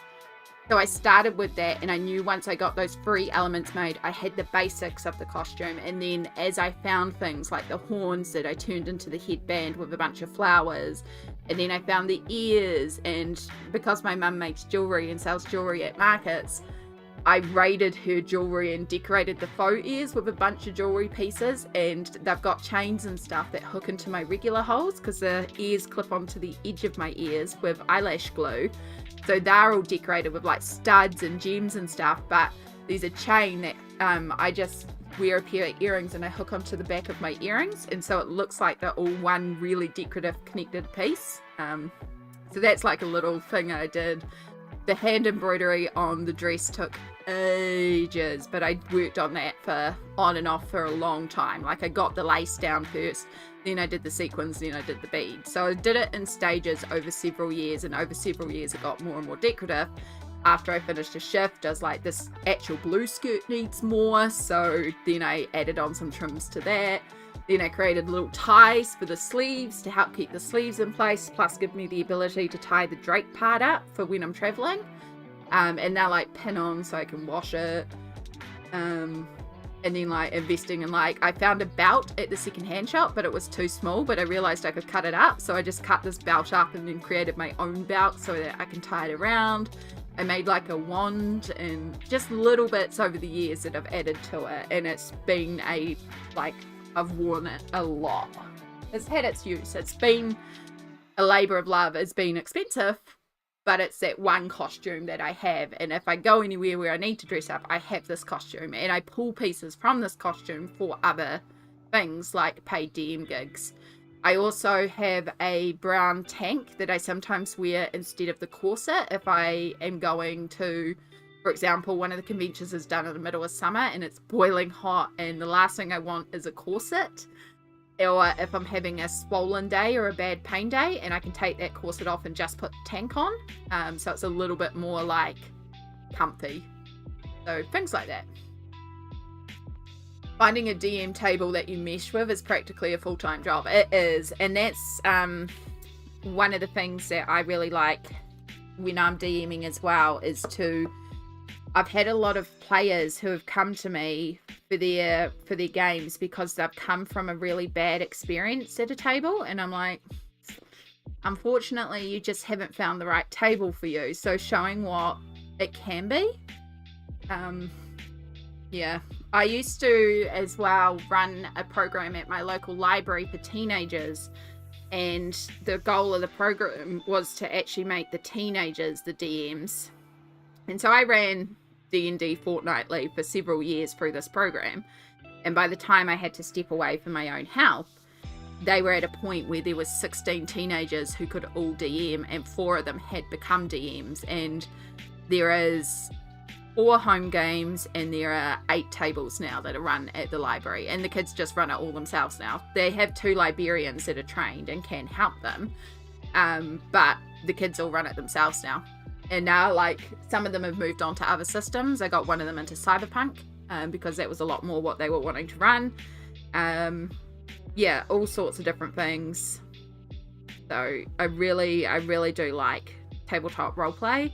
As somebody who is limited mobility, it gives me the opportunity to explore having mobility to escape and play this character, but also it's a creative storytelling game. Like, one of the reasons why I do always end up being the DM, I usually do DM, is because I love that element of creating a world, creating a story, and then allowing your players to develop and create it. So Smolt is one of my regular players. I have a campaign that we've been playing for quite a while now, and Smolt is one of my players. And it's set in a homebrew world that I started, and when we do a campaign, we run it in this world. And I have a general synopsis of the world. There's certain areas of this world that are completely off limits because that's my safety area. It was a world I created when I was going through a bit of a mental breakdown, and it was what I used to escape to in my head. And so D&D, bringing this world to D&D allowed me to find a way to connect where I felt safe with people outside where I didn't feel safe. I am very selective about who I bring into that world. But I will outline an area of the world or certain histories of the world, or, for example, the campaign that we're running. And Smolt, I hope you're okay if I talk a little bit about Dittany. But Dittany is Smolt's character, and Smolt came to me about the moons of this world called Acleonia, where I hadn't really explored much. Like, I was like, oh, there's 2 moons, but I hadn't really considered a lot to do with the moons. And Smolt chose to play a moon elf that worshipped the moons. And so I was like, well, there's a big one and there's a small one. And that was about all I had done. And so Smolt came up with this lore surrounding the goddesses of the moons and stuff. And then I could take that and work in pre-existing lore and be like, this works, we need to tweak this slightly. But it's building that world together. It's building that story together. Like, it's hard if you come from like a board game society or something like that, where you're like, I'm here to win. No, you're telling the story together. You don't exactly win. You just keep telling the story. You win when everybody has fun. And you never know quite how the story's going to go, because sometimes the dice are nice and sometimes the dice are awful. But it's just that collaborative storytelling nature that is just so fun to work together with.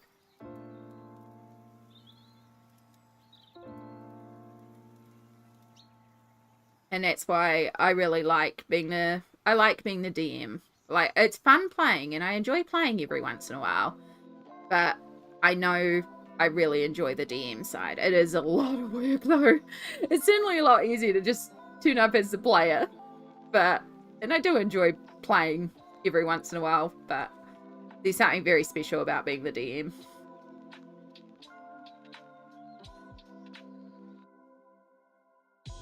Such a great way to engage kids. It really is. Like, so as well as, you know, paid DM gigs for adults, I used to do kids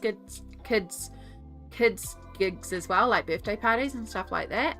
There are some role play scenarios and systems that are designed for kids, and it's just a really great way to engage kids in their storytelling. And kids are wild with what they come up with too. So one of my favorite things to do is there's a system called Hero Kids, which is very, very light, and it's designed for children, and it's set in a world where the adults always screw up and it's the kids that have to save them. So there's one scenario where a wizard was trying to automate his cleaning supplies, so he didn't have to clean his tower, but now the cleaning supplies have formed into basically a mecha robot, and so the kids have to go in there and destroy this animated broom with a bucket on its head and rags that are hanging out the side. So it's not like a literal monster, it's just like household items that are animated. It's designed to not be, you know, scary. But I love running that one for like the littlies, because they'll come in and they'll be like, well, maybe they shouldn't have made a mess in the same time. Mum told me I shouldn't make a mess and then I don't have to clean it up. And then like the stuff that they'll come up with for I had one kid one time, and I was trying my hardest not to piss myself laughing, because when it came across the animated broom, they were like, I should just get my dad, because my mum says whenever there's cleaning to do, everything disappears, including my dad. I'm just trying so hard not to crack up laughing at it. Yeah, it was great. But my thing for that is, like, I get the kids to literally scream at they will get absolutely loud. Like, you can do dice rolls and stuff, and we do a little bit of dice rolling, but we also get the kids to scream and, you know, interact. It's fun. It's fun.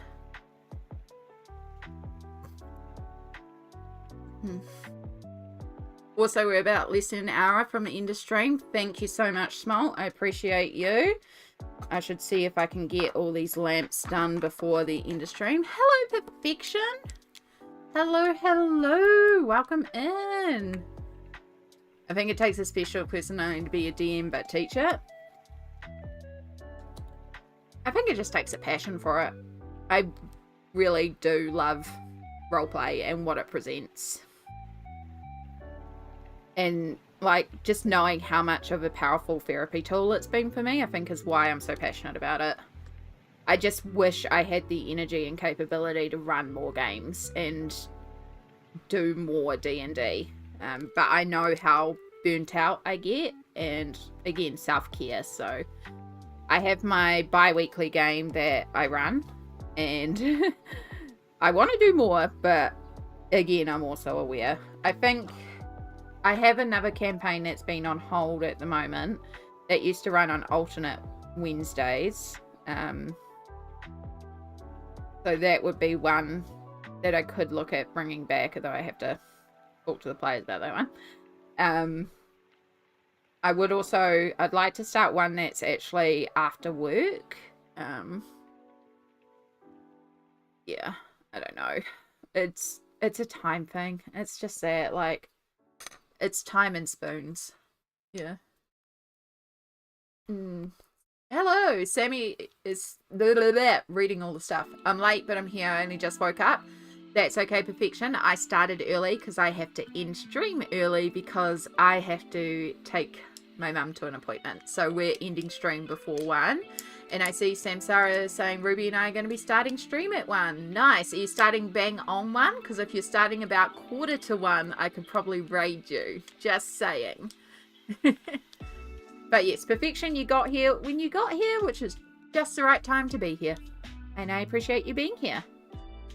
I hope you got some good sleep. We are working in the, what's it called? Disney Dreams collection. I know words. We're trying to work in this book that I've been putting off working in forever. And we're going to see if we can... Thank you for doing the shout out for beautiful Ruby. Ruby and Sammy are going to be going live later on today, which means we've got, I'm guessing, some puzzles. Some co-stream puzzling.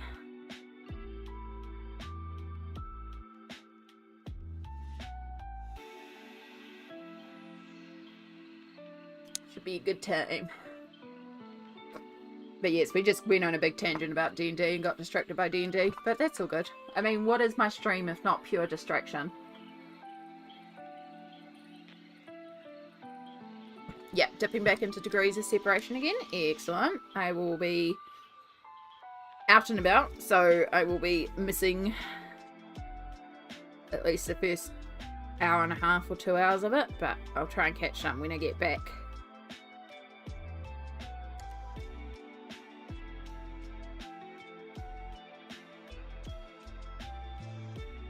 Alright, let's see if we can at least get all these lamps based.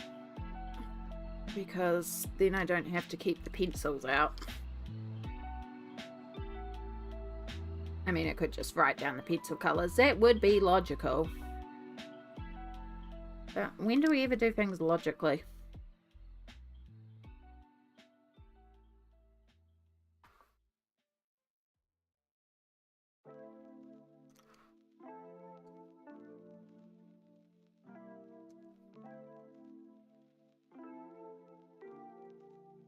Love with your new markers, the new Ohuhu markers you got. They look so good, so colourful. I still have to swatch out all my markers. I need to print out a swatch sheet though. That's the thing that I've been putting off doing. I might look at printing it on Thursday.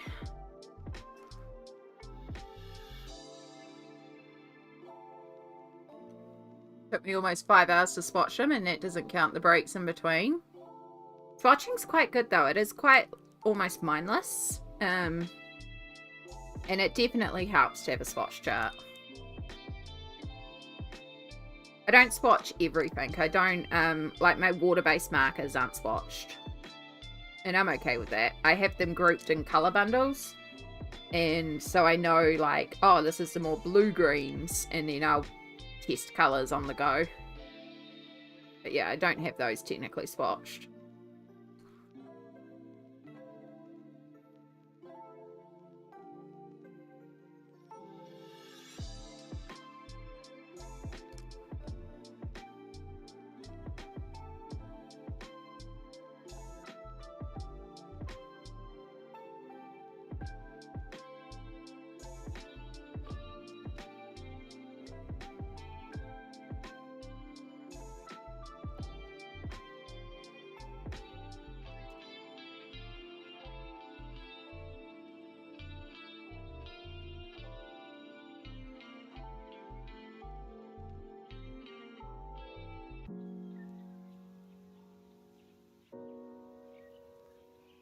Do, do, do, do, do, do, do, do, do. Alright, keep working on all the little ones. So many little ones.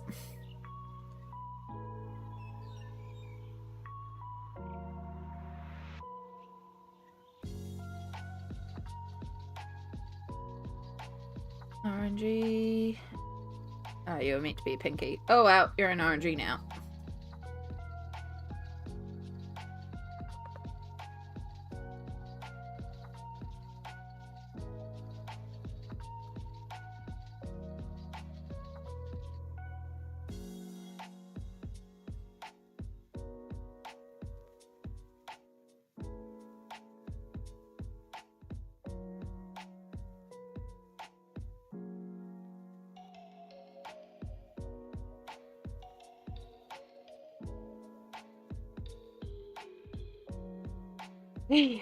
Right.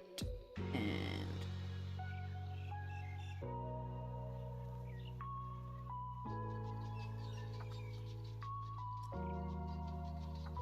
orangey.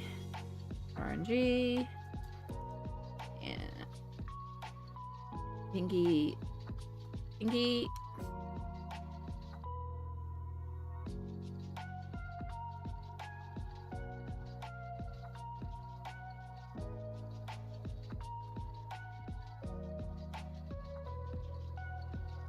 So many little lanterns.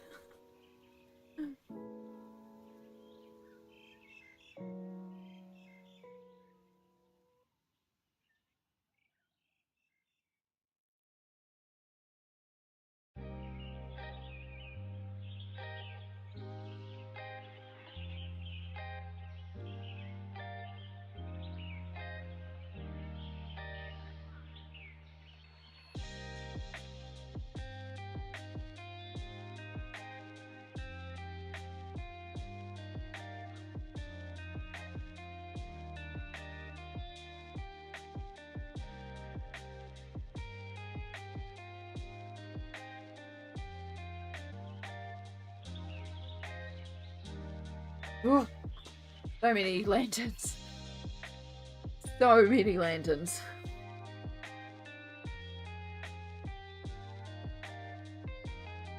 Just about there.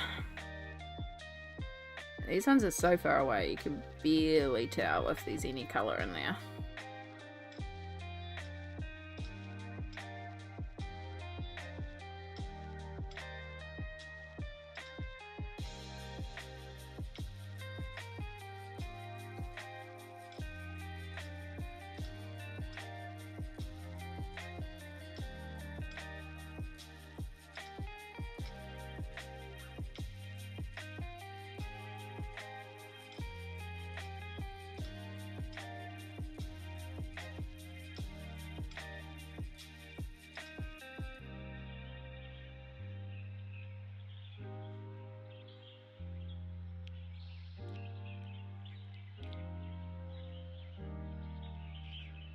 Okay. Big lanterns.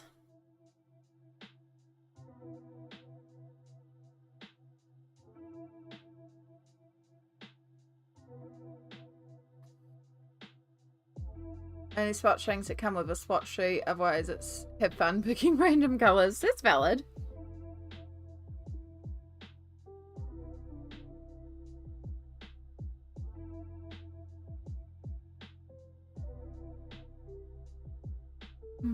I'll switch with you. I'll do the lantern. You can do all my ice crystals. Oh, goodness. Ice crystals can be okay to a point, and then it's like, no, thank you.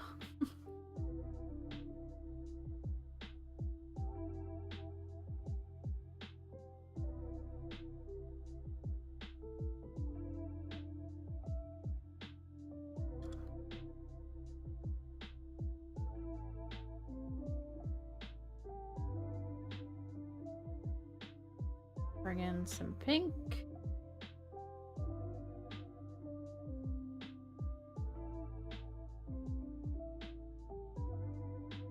A little bit of pink into there and up there. Want some gold.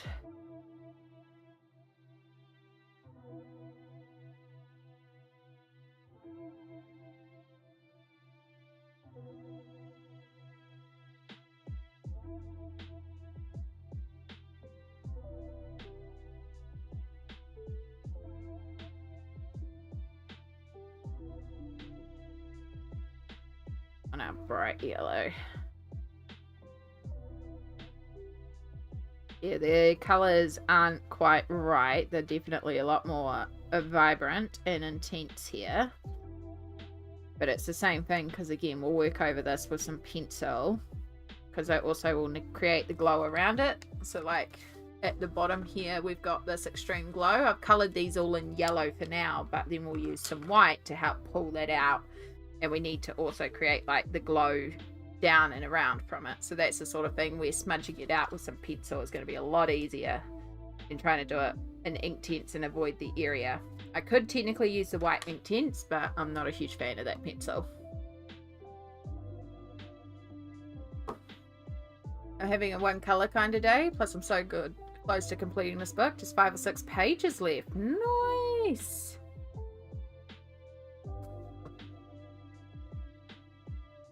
That's the mood, and that's what you should do.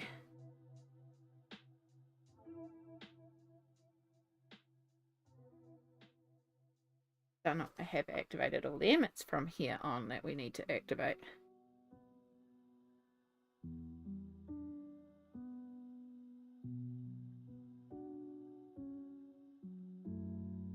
At least these little ones are relatively quick to activate. These, not much in the area.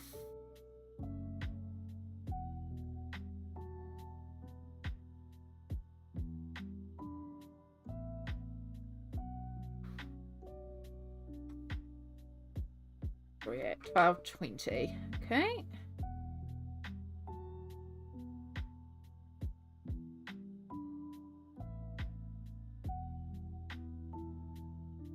Crap, I have to still make something for lunch too.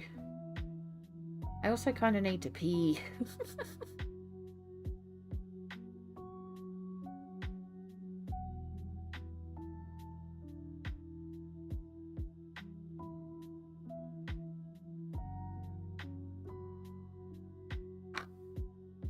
Little. Activate all the little ones.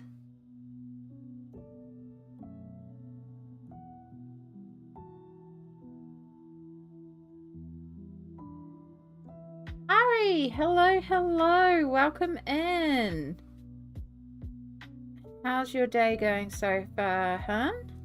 I saw that you were working on your Wizard of Oz piece earlier today. How's that going? I was going live early myself, so I didn't get a chance to jump in, but the little bit that I saw did look really good.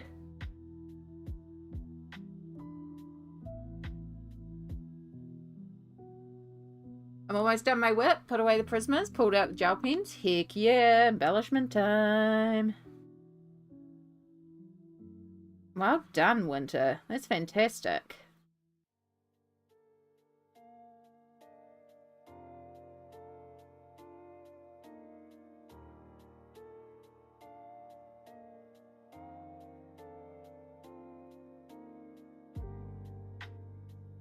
Nearly finished, just a frame and the rest of the Princess Ozma to do.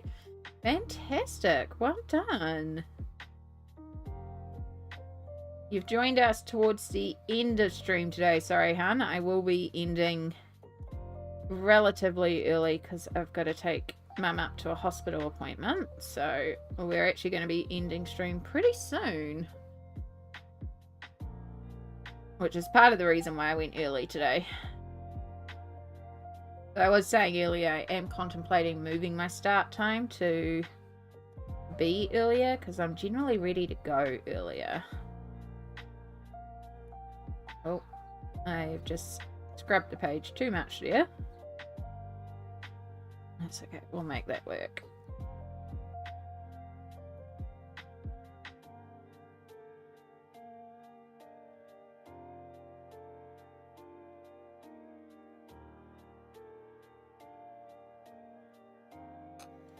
Alright, 2 more lanterns, and then they're all done. They're all based. No problem, it's nearly 12:30 here, so I'm putting away stuff at the moment before going to bed. That is so valid.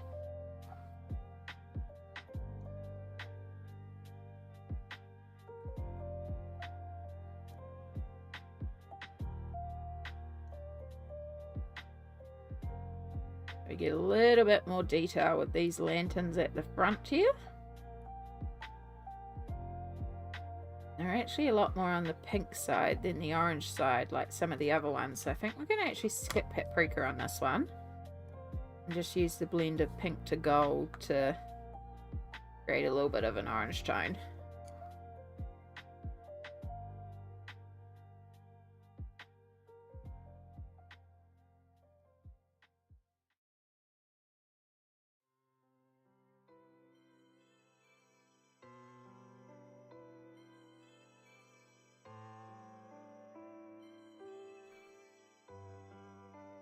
Yeah, we're working in the Disney Dreams collection by Thomas Kinkade. It's a book I have been putting off working in for a long time, but we're finally settling down to do it. We're going to conquer this book.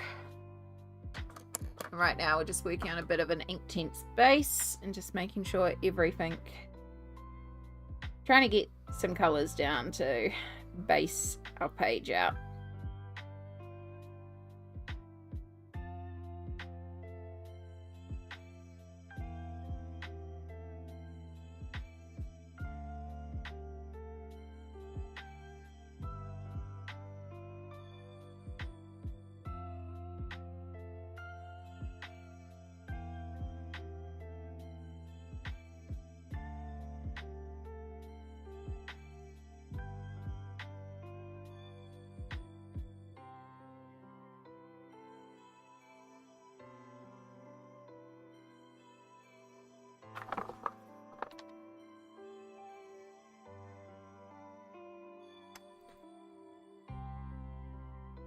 Once you have done the page, it won't feel as intimidating. Yeah, it already doesn't feel as intimidating just breaking down the page and looking at it. Like, I've looked at this page for a while to try and figure out how we're going to approach it. And, like, even just breaking it down a bit definitely helped. And the more that I've filled in, the less intimidating it feels. There's also one more lantern, which is this lantern at the back here. Which is getting a little bit of orange. Mostly yellow, and that's another one where we're gonna have to use some pencils to go over the framework of the lantern cage.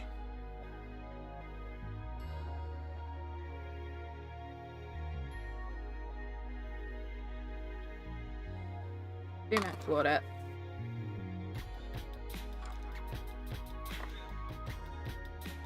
Right, I think that's all our lanterns. That's the only Disney book on my wish list, but I always push back because it's really intimidating, so I can understand. I feel like a lot of people are intimidated by this book. I can understand why. Hopefully, with the bod, it'll encourage some of you all to try it as well. Getting some books from Amazon Japan from husband to Christmas. Ooh, that's exciting. Really need to work out how to shop on Amazon Japan.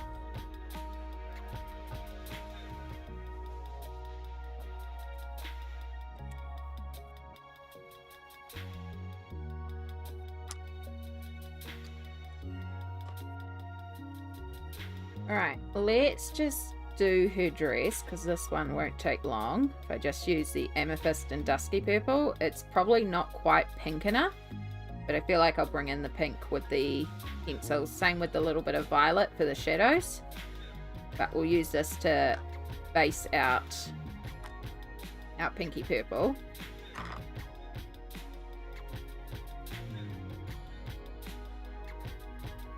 And then we'll use polys to shade in deeper, but this will at least fill out the pigment of the tooth of the page and base out. And that's a really easy area to just quickly fill in before we wrap up. So it all kind of has the same purpley base tone.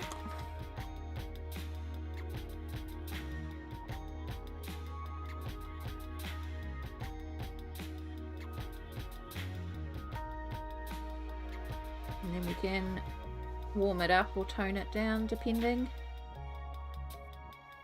later on.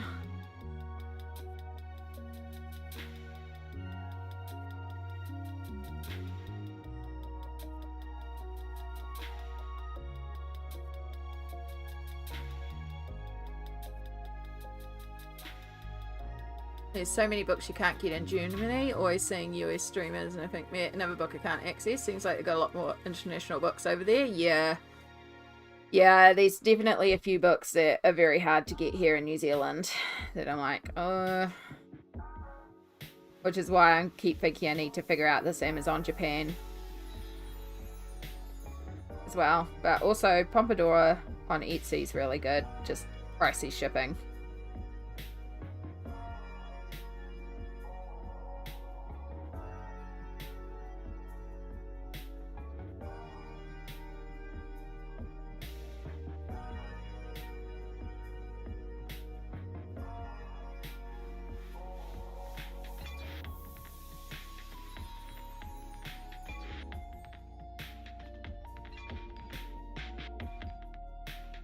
Yeah, not quite the right overall colour, but it will work as a base tone.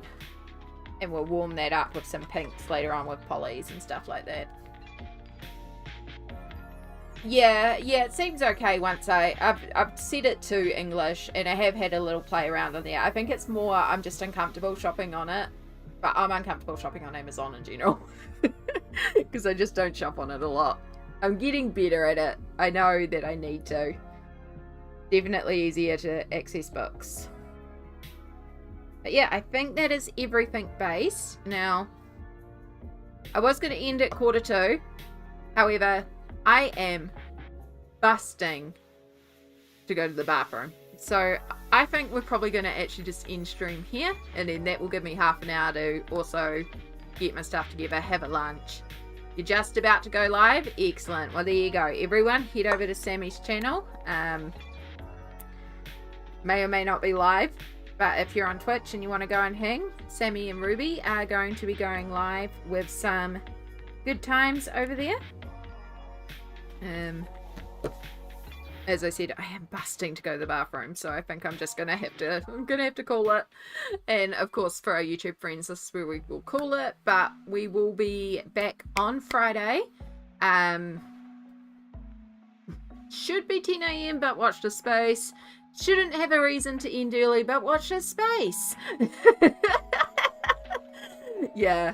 But thank you so much for being here. Thank you so much for hanging out with me as we get through this page, and hopefully it will go well, and we'll have a good time doing so.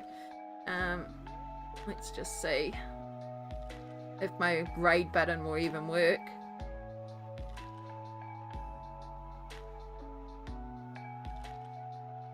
Cool, I couldn't raid if I wanted to. Oh, no, there we go. It's popped up. It's popped up. It's popped up. It is so out of order.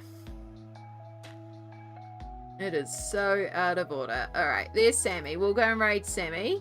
I know the chat will be connected to Ruby as well. So you can chat in Sammy's even if you can't chat in Ruby's.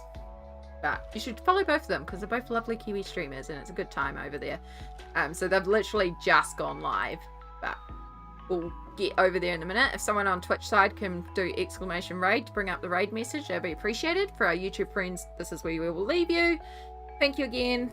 I'll see you on Friday. I think I said all the things. Make sure you hydrate and stretch and self-care and all that good stuff. Appreciate you all the aroha. And yeah, we'll see you Friday.